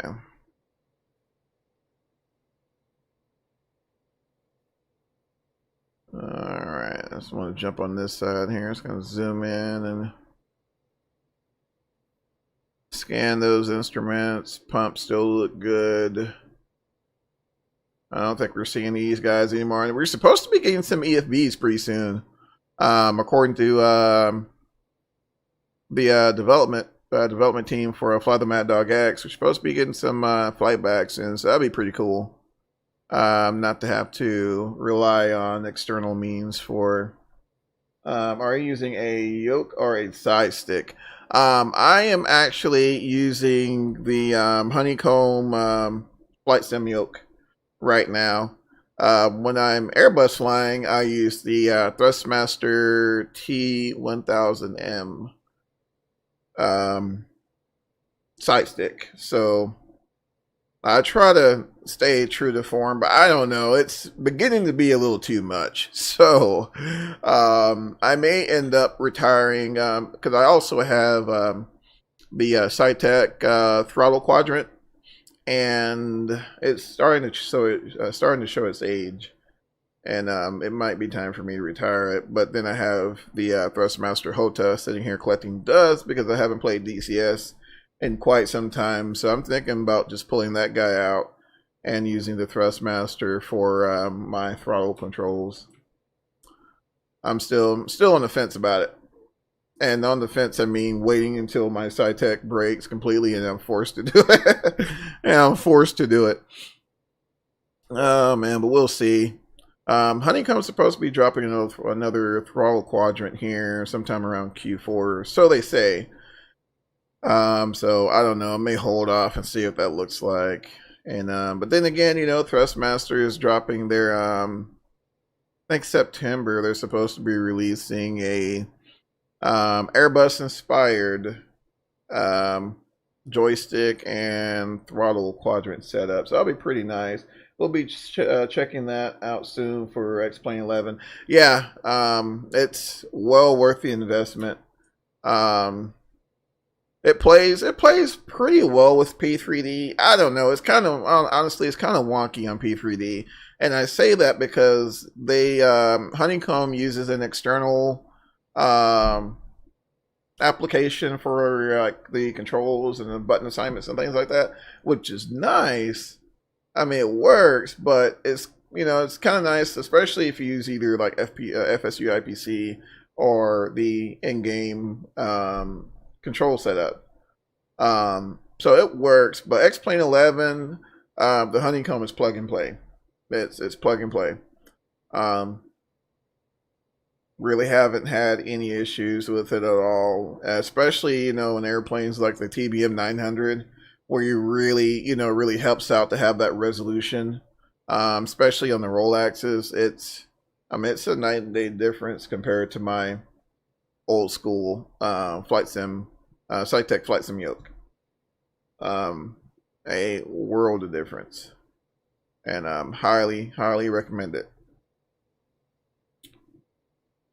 All right, let's see here. Where are we at? 375 miles out. Cool. Let's see. So the optimum now is 3. Now we could step climb to, we could do 3-4, but I don't know. It's like we're fine here, and even on the charts, I don't think we'll be gaining much headway by climbing either. Yeah, we're not gaining much at all. So we'll stay at this altitude and continue on from there. Alrighty. Let's see if we can get some external shots real quick. Let's see here.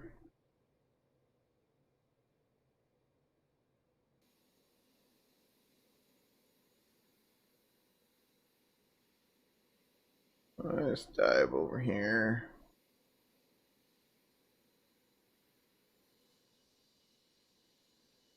That looks pretty good there, as usual.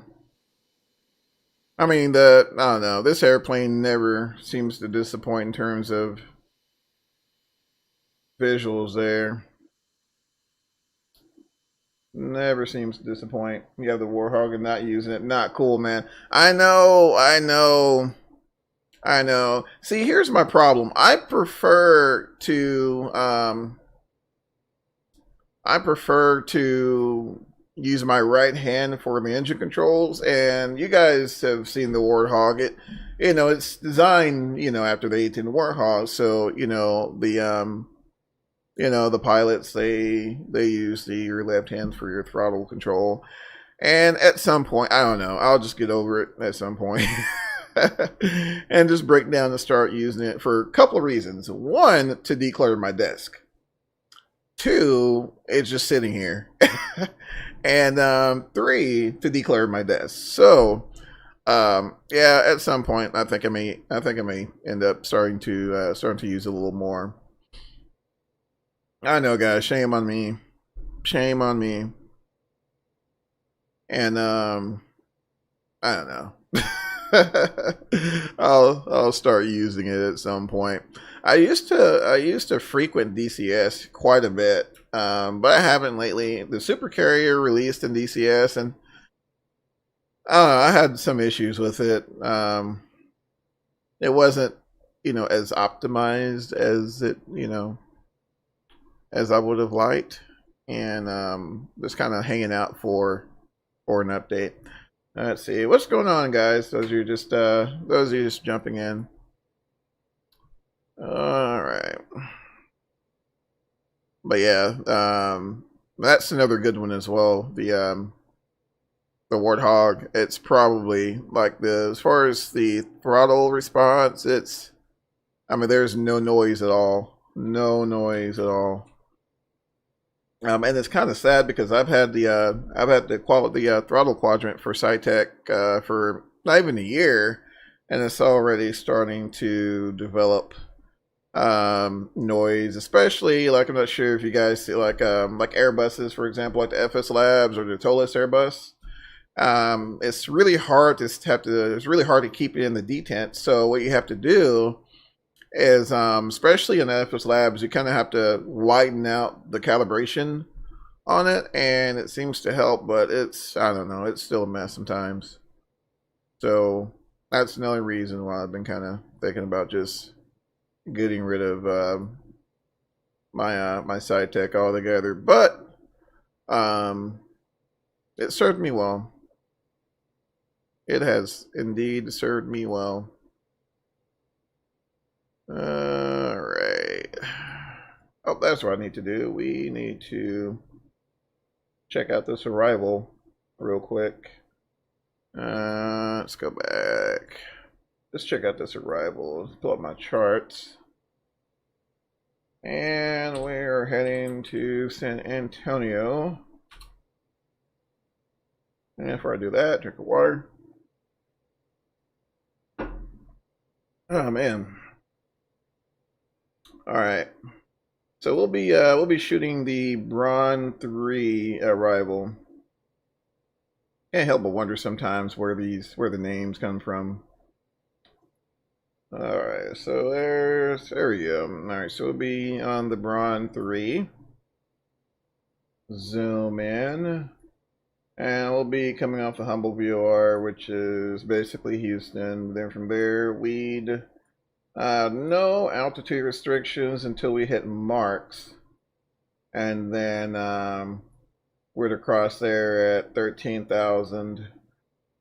And the planned approach will be 1-3, which will be this guy here. So I'm assuming what will happen is we'll cross Braun and then hit JTAX, and then from there we'll set ourselves up for downwind into for 1-3, and then of course we'll shoot the ILS, but it'll probably end up being a visual approach anyway.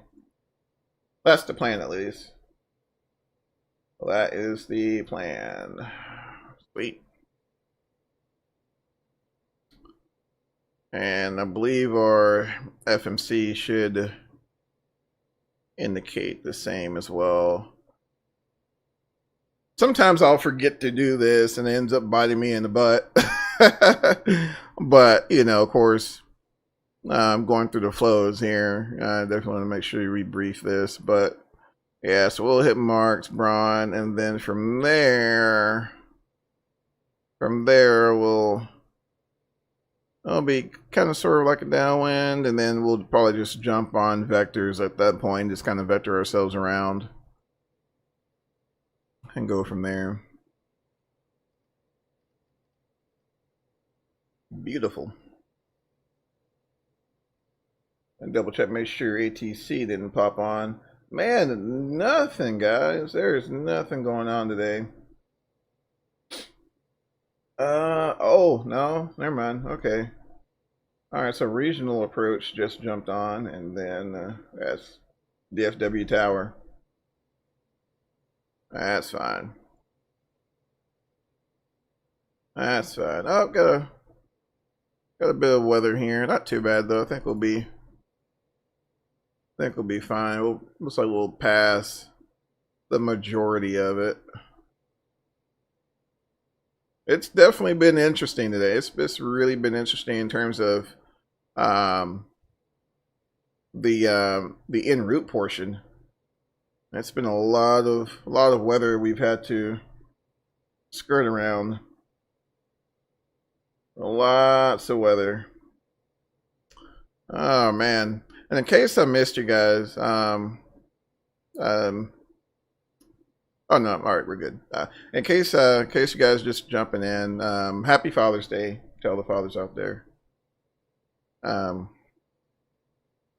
Can't forget that. So, you know, make sure you guys relax and enjoy the rest of your Sunday.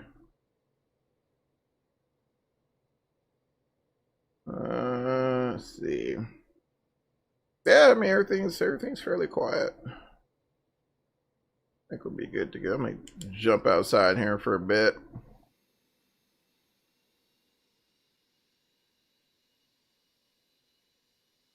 It does kind of flicker at times. Not sure if that's my VSync settings or VSync settings or what.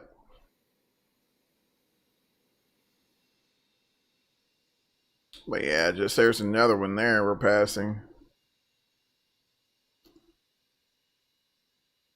Tons of weather around here right now. The floating car. Hopefully they fix that. I've been getting that here lately. The floating cars, which should be, it's gone now, I think. But yeah, I've gotten that time or two. Especially at night, it's like, what the heck is that? You know, I think it's an aircraft or something, but no, it's a floating vehicle. Crazy. Oh my gosh, hold on. Hopefully it stays like that and we just skirt our way through.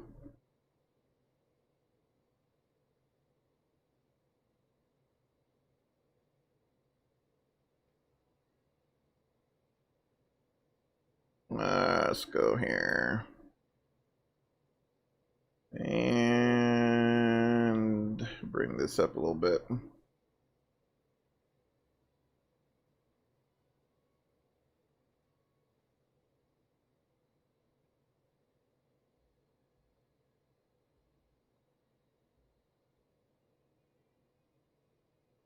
Cool.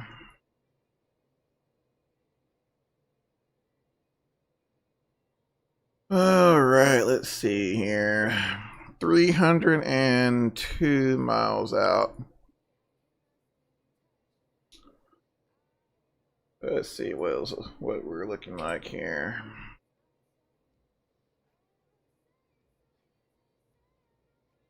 I don't think there's any aircraft at San Antonio at the moment, so I don't think we'll have any problems in terms of traffic.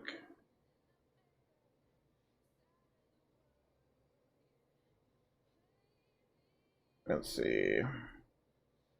Yeah, that's us there. Oh, I take that back. There is. Nope, never mind.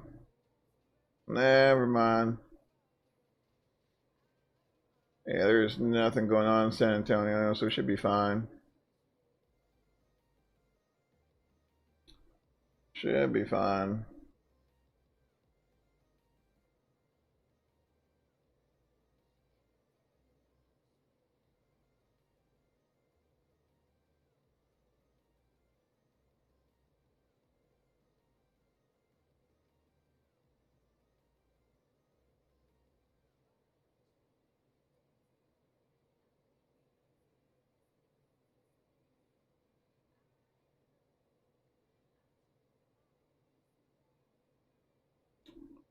All right.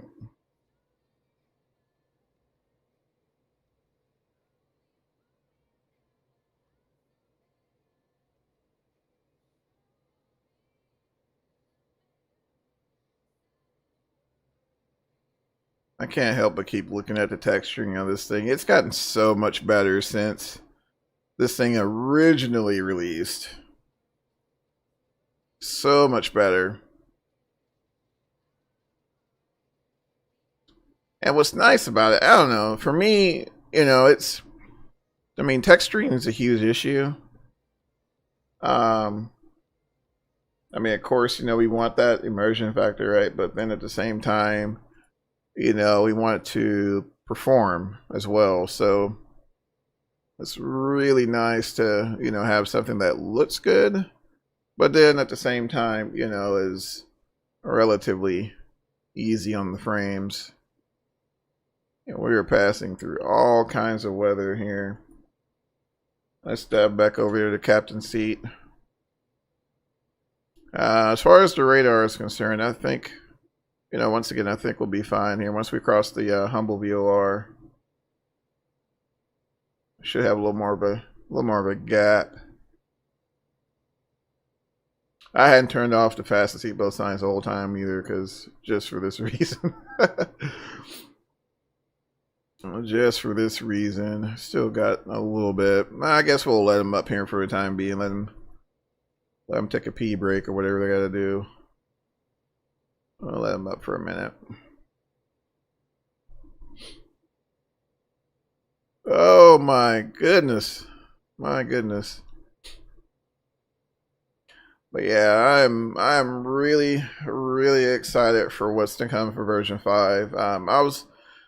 I was skeptical about it initially, but I think once we get past the whole performance issues, and then again, I don't think I have seen a platform release yet that didn't have any problems. So, we're gonna have some, PC. I mean, heck, I'm even getting CTDs in X-Plane 11 now, which I used to never get that. So. They're starting to release updates and fixes, and the developers are starting to do the same. So I think over time this will be a great alternative until 2020 MS 2020 releases and apparently shuts down the market. I don't know. We'll see. I don't know. I prefer to try to keep 2 sims, X-Plane 11 and version 5. And like I said, I don't know about Flight Sim 2020. Hopefully it turns out to be good, but I don't know if it's a situation where I have to see if I can. I don't know. I don't know. But for right now, as of right now, I think 2 sims is will work for me. So yeah, I think we're gonna be just fine getting around these few storms here. Just fine. And we have no altitude restrictions, so we can take our time in terms of getting our descent and all that fun stuff going on. I don't know. I've been actually kind of entertaining the idea of investing in FS2 Crew. I've heard really good things about it, especially for the FS Labs version, and I've also heard good things about it for the Maddog as well. They also make FS2 Crew add-on for the Maddog, and just listening to videos and things like that. I mean, well, watching videos. Sorry, but. I mean, it sounds really immersive. And I don't know, maybe at some point I may have to take a look at it and see what it's all about. I know they've been around for quite some time, so they definitely have a following. I had to take a look at it here. Alright, looks like we're crossing Houston. Next waypoint is Weed. 257 miles out, 162. That's subjective. A lot of times I'll just kind of look at my procedure, and that may change. The Maddog doesn't have the best FMS. I mean, it does the job, but some of the descent calculations can be a little off, so you got to be careful with that. Oh yeah, looks like we're good. Looks like we're good. So yeah, as we get closer, we'll look and we'll look and see what else we need to do. All right, let's see. Let's go back up here. All right, engine generators look good. I really need to start utilizing this. There's also a built-in flight data recorder. No, we're not doing that again. Hold on. We're not doing that again. We'll change that. And it's both nav radios, nav 1 and nav 2. All right, I think we're good. But yeah, it even has a fully functioning flight data recorder. And apparently it drops it in the file somewhere in the bowels of wherever. I don't know. I've never used it in the 10, 15 years I've been using this add-on. But it's there, you know, if you're, you know, feeling froggy and, you know, you want to try it out. You know, there you go. I think I found my issue with my audio. I think I found it. Think I found it, guys.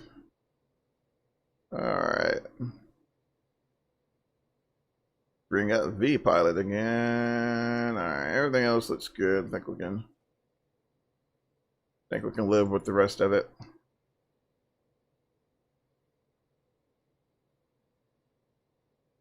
Oh man.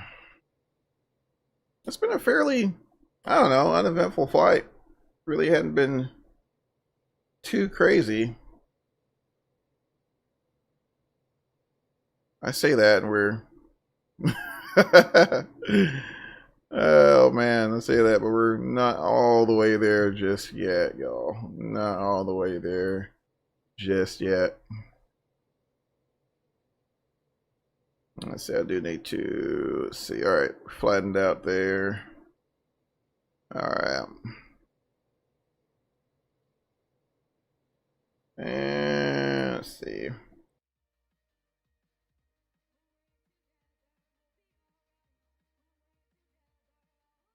That's a new one. I haven't seen that one yet.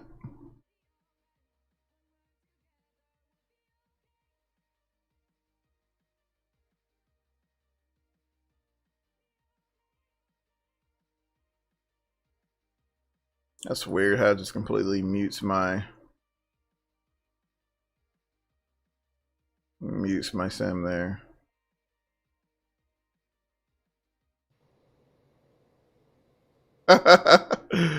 Oh man, that's funny. There we go. That's a little better, y'all. That's a little better.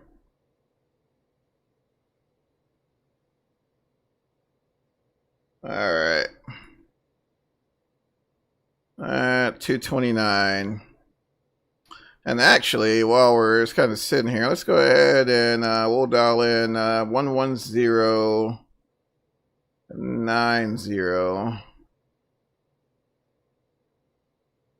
And an approach course of 128. And we'll do flaps 28. Flaps 28, so we got a VREF of 138. And it's pretty nice. However, we can go ahead and preset all of our bugs here, so that's good. And I think for right now we should be set up pretty decent. Let me go here. Need to try to. Oh, didn't want to hit that again. Yeah, it's so weird. I don't know why it does that. It just completely mutes my audio. Let's see here. Completely mutes it, y'all. Alright. And there we go.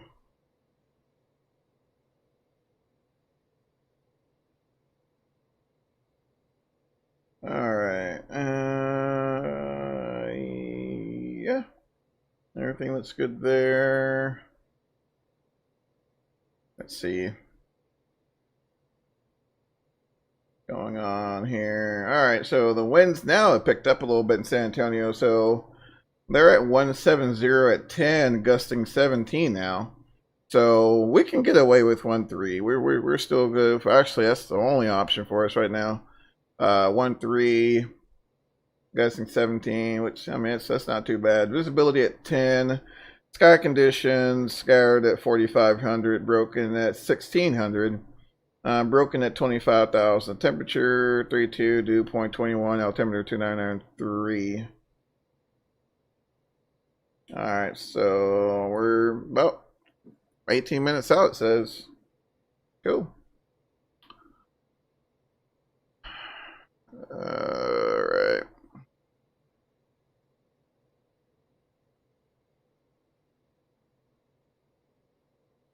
Yeah, we're still got a little while.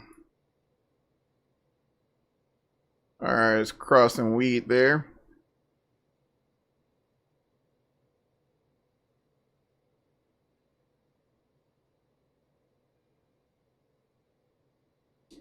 Looking pretty good so far. Still at cruise. TRP still set for cruise.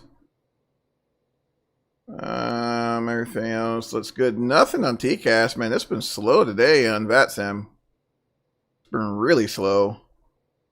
Unusually slow. Even on Sundays normally. I mean, I know it's Father's Day, of course, but normally we'll get some kind of action, but nothing today. I mean, at least a little entertainment. I don't know. Friday night on Vatsim was really entertaining. Really entertaining.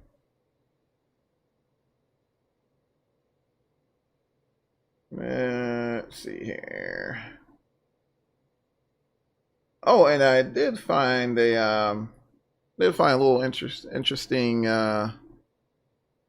tidbit here. So, in case you guys are looking for MD-88 checklist, whether it be for the 83 or the 83 or the 88, if you join the Fly the Maddog-X pilots pilots group, those of you who have Facebook, it's available there. Or, if you guys need a copy as well, I think there's available, let's see. I have to get back to you on that one because I can't find it. I found the expanded checklist, but not this one here I'm using. So I have to get back to you on that one. All right. 197. Yeah, definitely no issues with the Maddog so far. All the engine parameters look good. Well, temp's a little high on the right engine, but I mean, you're going to get a little bit of offset. Actually, it's pretty nice. You get, not everything's symmetrical. Even sometimes on the engine displays, you'll see a little bit of an offset there, but so far it look fairly symmetrical. Now, one thing I haven't used, if you come up here a little bit, you also have engine sync as well, but I mean, engine speeds are fairly in sync already, so I don't tend to use that as much. I don't tend to use that as much, but you can sync off of the number 1 and number 2 compressors.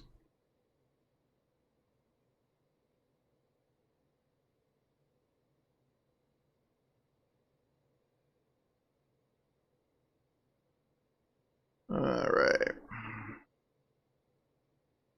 Here's 180.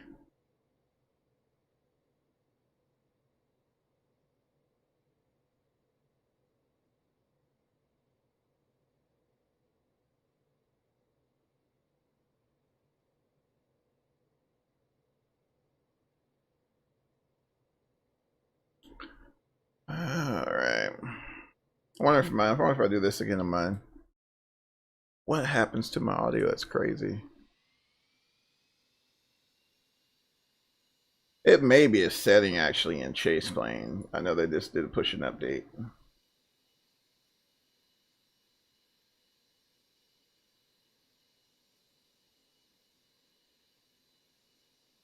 I'm willing to bet that's what it is.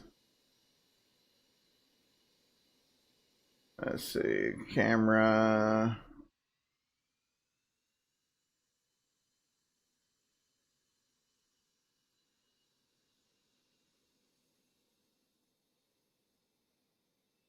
Where'd it go? Oh, there it is. Let's see here.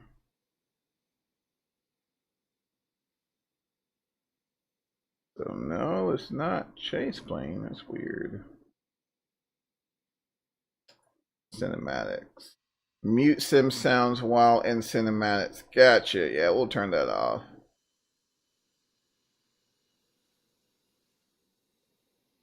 We'll turn that off. That's pretty cool. I wonder how much it alternates, because Chase Plane did pick up a big update for version 5. Still no airport cams yet, though. Still no airport cams.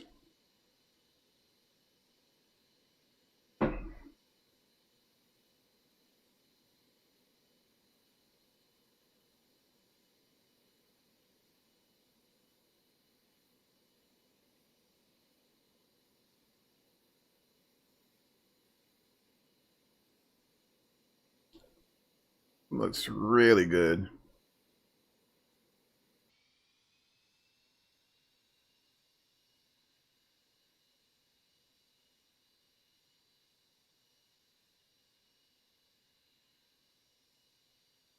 My goodness, version 5 looks awesome. Oh, man. When it runs, like I said, you know, it looks great. When it runs.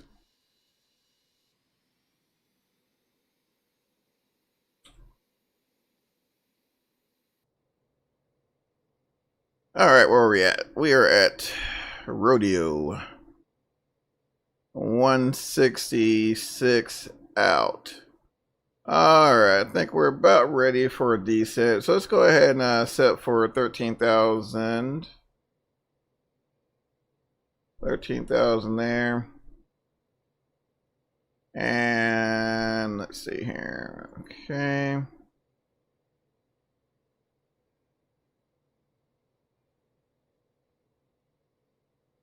Alright, I think we can do it this way.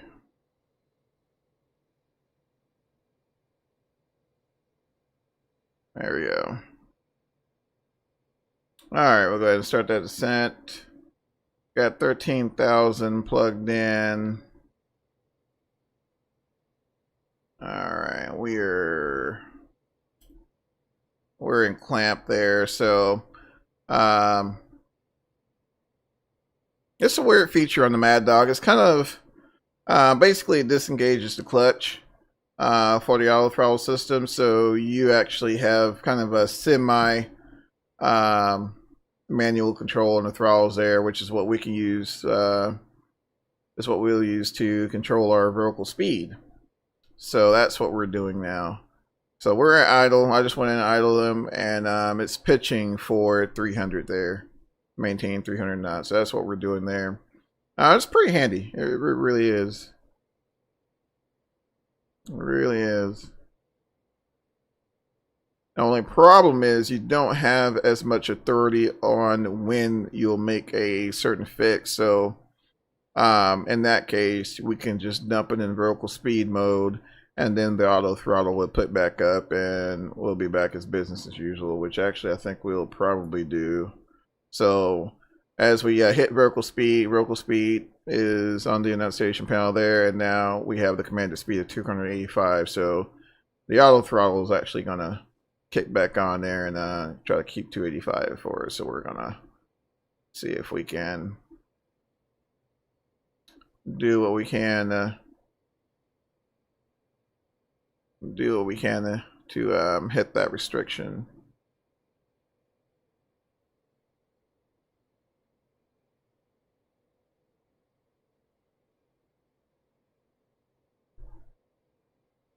Which we may or may not hit it. That's fine.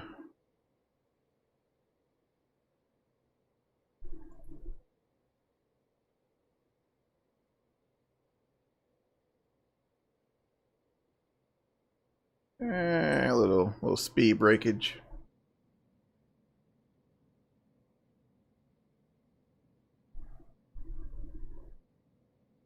And we'll go up and let's see, altimeter setting 299 or 3 on the pressurization panel. Build elevation.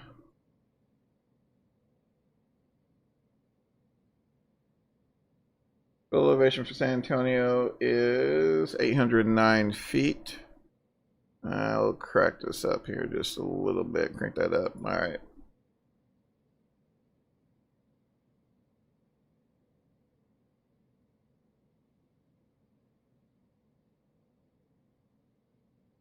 Let's see here. We might get there. I doubt it.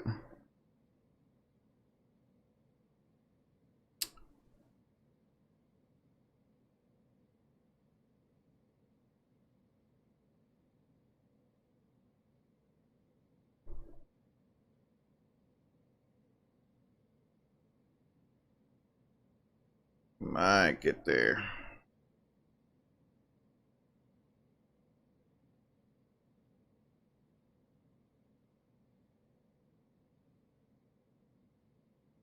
All right, so go around, set. We'll go ahead and turn around and fasten seatbelt signs.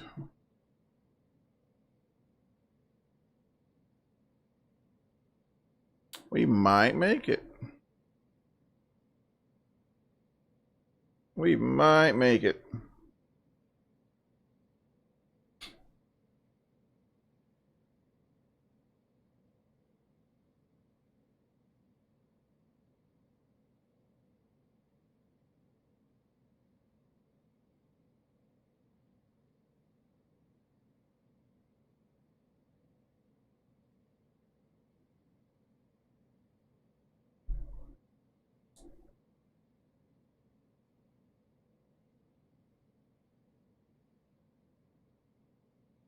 There's sparks there.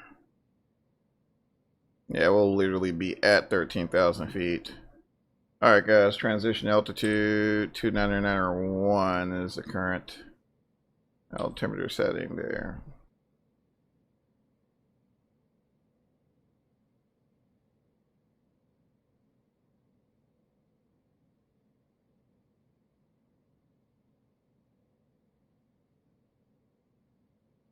There's 16,000.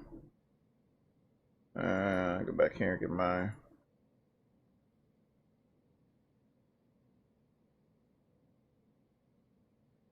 inspect clearance across. Alright. Cool. This is the only one here, so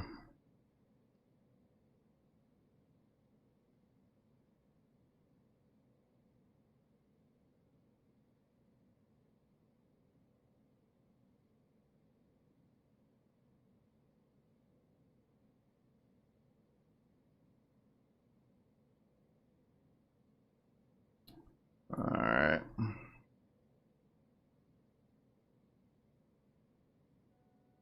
And there we go. There's 13,000 there.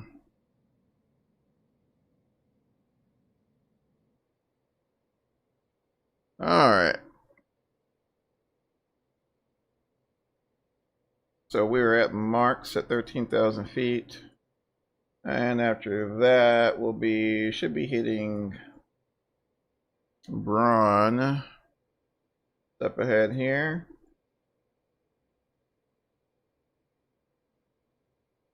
Let's see. All right.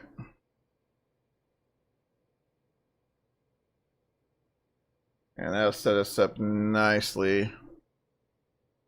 And we'll probably go ahead and start slowing down here while we're at it.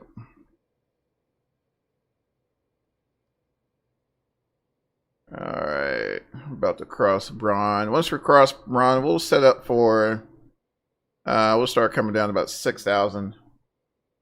And that should get us on a fairly decent downwind. Let me make sure I'm on Unicom. Alright.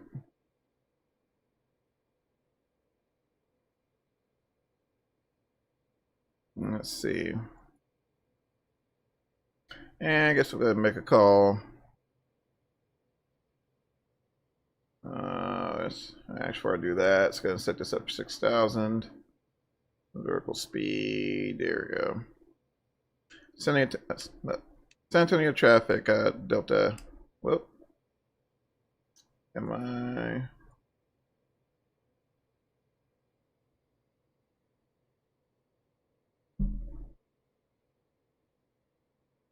it's com 1.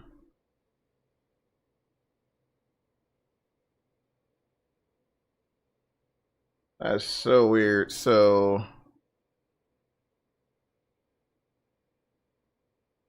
that's so weird. So what vPilot has is not what.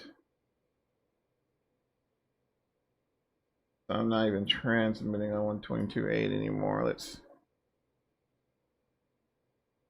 do this.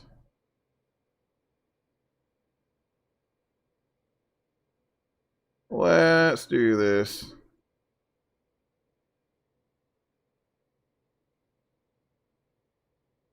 Yeah, we're not even transmitting on.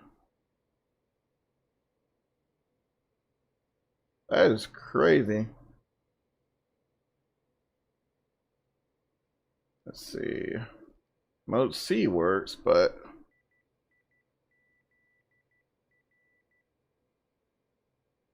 nothing on the radios there.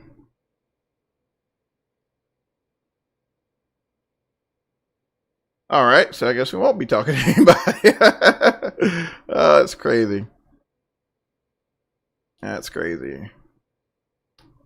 All right, where are we at? We're at 11,000. That's the ILS there for San Antonio, I think.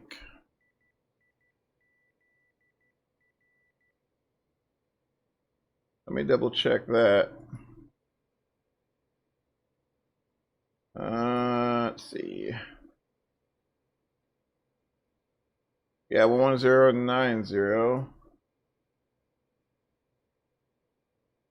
All right.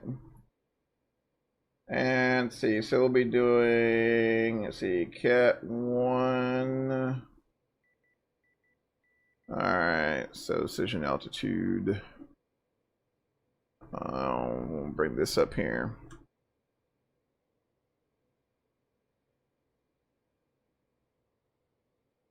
Let's see. 431 to be exact.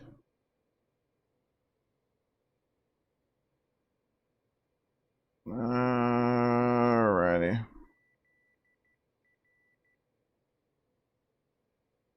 No, ATC is online now. Yeah, and it's weird because I'm on 122. I'm on 122.8, but for some reason vPilot isn't picking. It's not connected to my radios anymore. It still has 136.975 in there. So I don't know if that's a vPilot thing or if there's something on my end or what. Let's see here. San Antonio, yep, 1. Okay, so it shifted 15014 gusting 19. Let's see, temperature 901. Let's see, temperature 34, dew point 21. Cool, thank you, Sarah. Thank you for that. Yeah, I don't know what's going on with my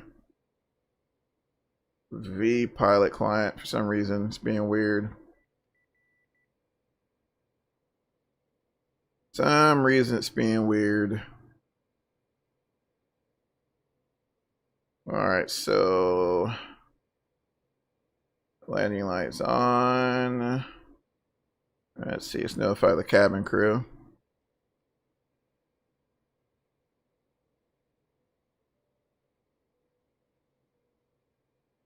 All right.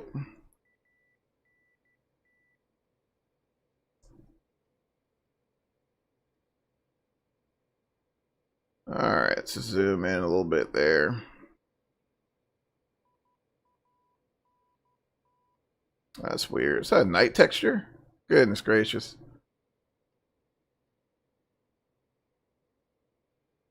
No traffic in the area. Thank you, sir. Thank you, thank you, thank you. Yeah, I think my vPilot client is jacked.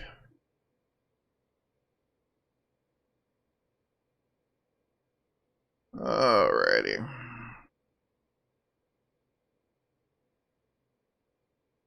What in the world?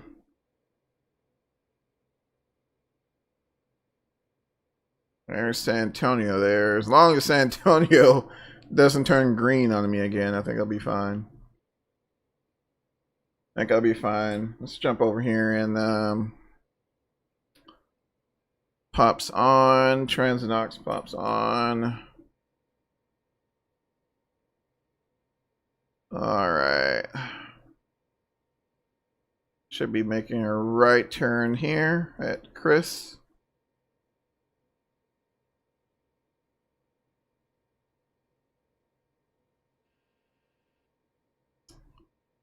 Alright. And we'll go ahead and set our altitude up there for 4,000 feet.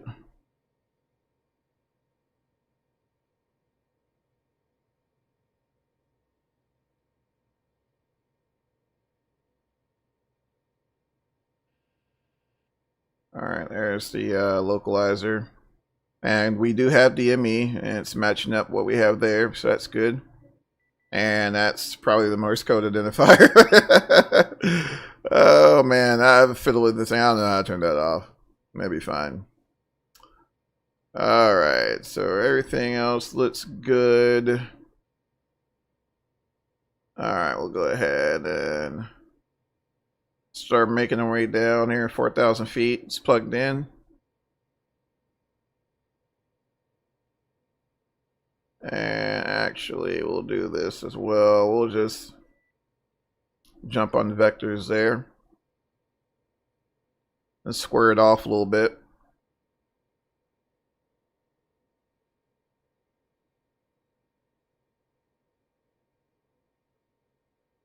Alright, start working our speed down. 210. Now, it's not going to let us slow down to 210, so we actually got to drop some slats there. So there's our slats, and you can see the low limit show up there on the enunciation panel. So now we can keep 210 knots.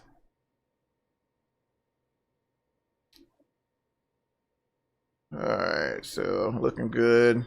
Waiting for his glide slope to pick up there, and then we'll set ourselves up for a base, and then we'll make a final.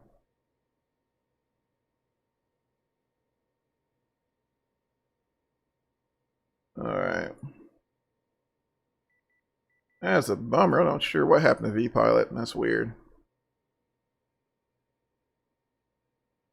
Alright, guys. Looking pretty good. Let's see if I can get a...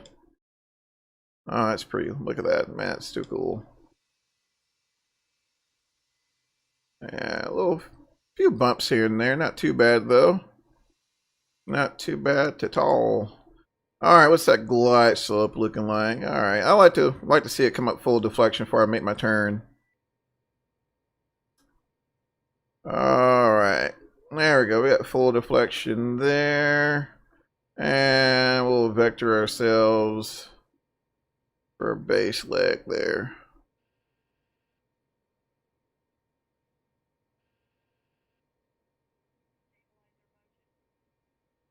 Alright. 200 feet from 4,000. And we'll go ahead and arm this speed brake. Is there any new scenery for that with the new terminal layout? Correct me, I might be wrong, BD, but I think SXAD, I think he has a version that's compatible for FXX. I'll have to take a look at it, my friend, and let you know. All right, we'll go ahead and arm the ILS.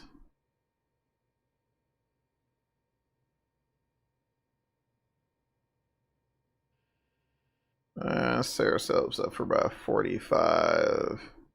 We'll slow down to 190 if I can get it together there.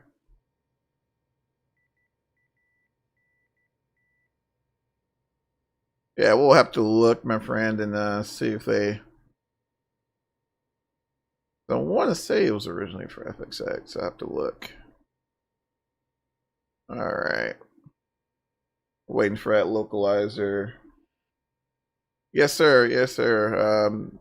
Phenomenal. This is actually what I'm using there. Phenomenal scenery. Like I said, I know they go down pretty early on P3D. You'll just have to double check me on FXX, but if they do support it, you will not be disappointed. Will not be disappointed. All right, there's localizer capture. We're making that turn. Let's see how much we overshoot.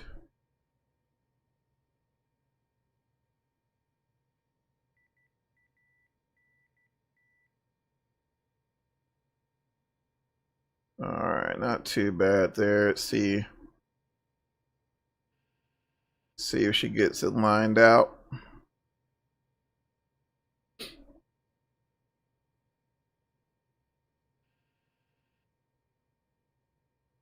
All right, ignition, system A. Everything looks good up top. Hydraulics are on. All right, glide slope is alive.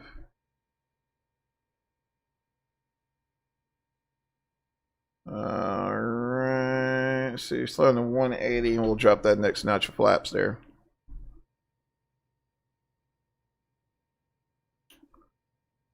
All right, looking pretty good.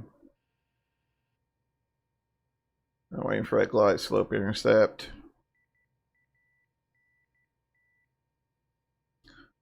All right. All right, there's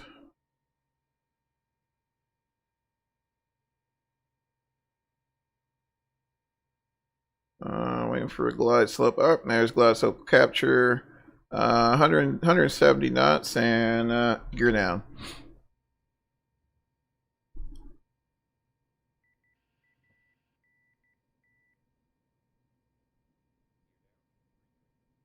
All right.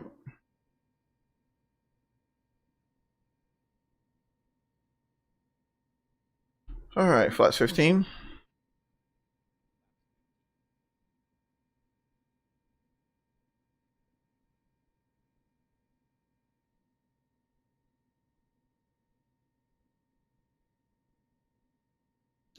All right, let's see here. Flaps 28.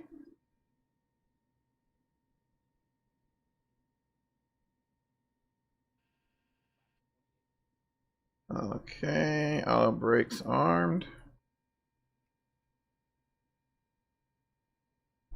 Let's see here.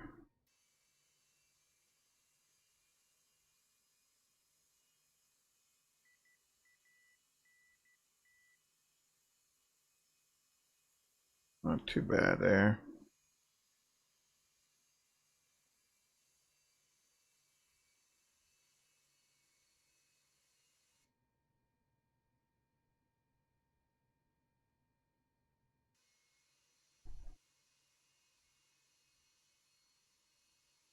All right, guys, we are on final.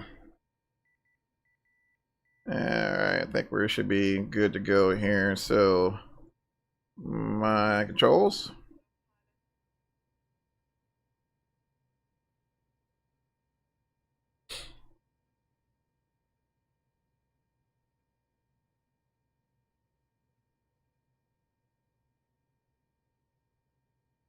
All right. Yeah, wind's not too bad at all, actually.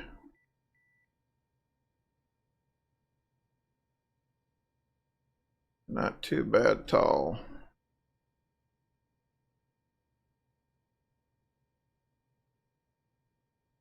Definitely warm out today. It's 32 degrees Celsius right now.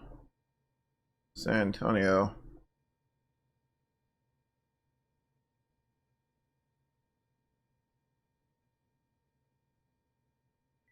A little trim. A little trim.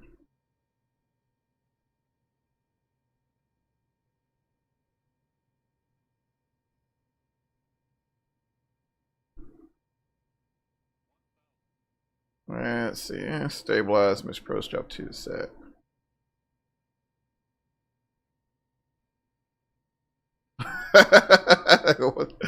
I don't know. We'll see. We will see. Let's see here. Let me get under it here a little bit.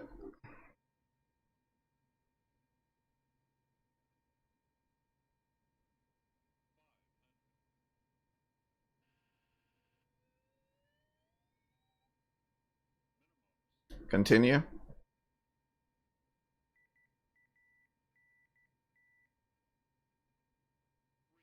Let's see here.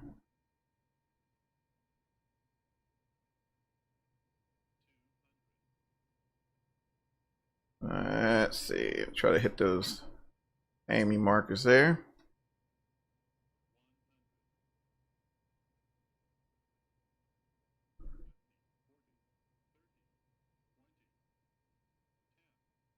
All right.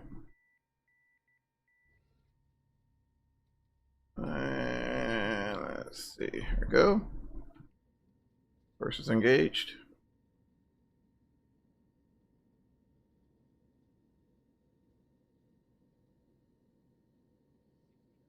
First lights out. All right, I got the brakes.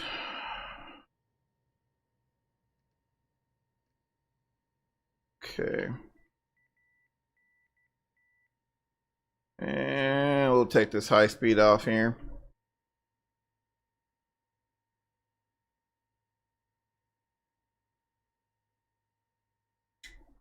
All right, guys, welcome to San Antonio. And where the current temperature is freaking hot. It's 34 right now from what it's saying. All right, let's get the APU on here.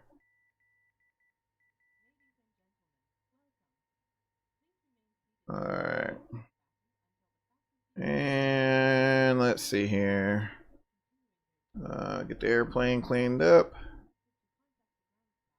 So this is is this what you're referring to? Breathe.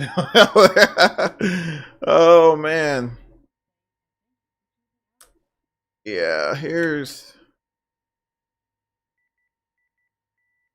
let's see here. So we'll take the terminal. Let's see, we'll take the newish looking one, which I'm assuming is over here. I'm not too familiar with the airfield.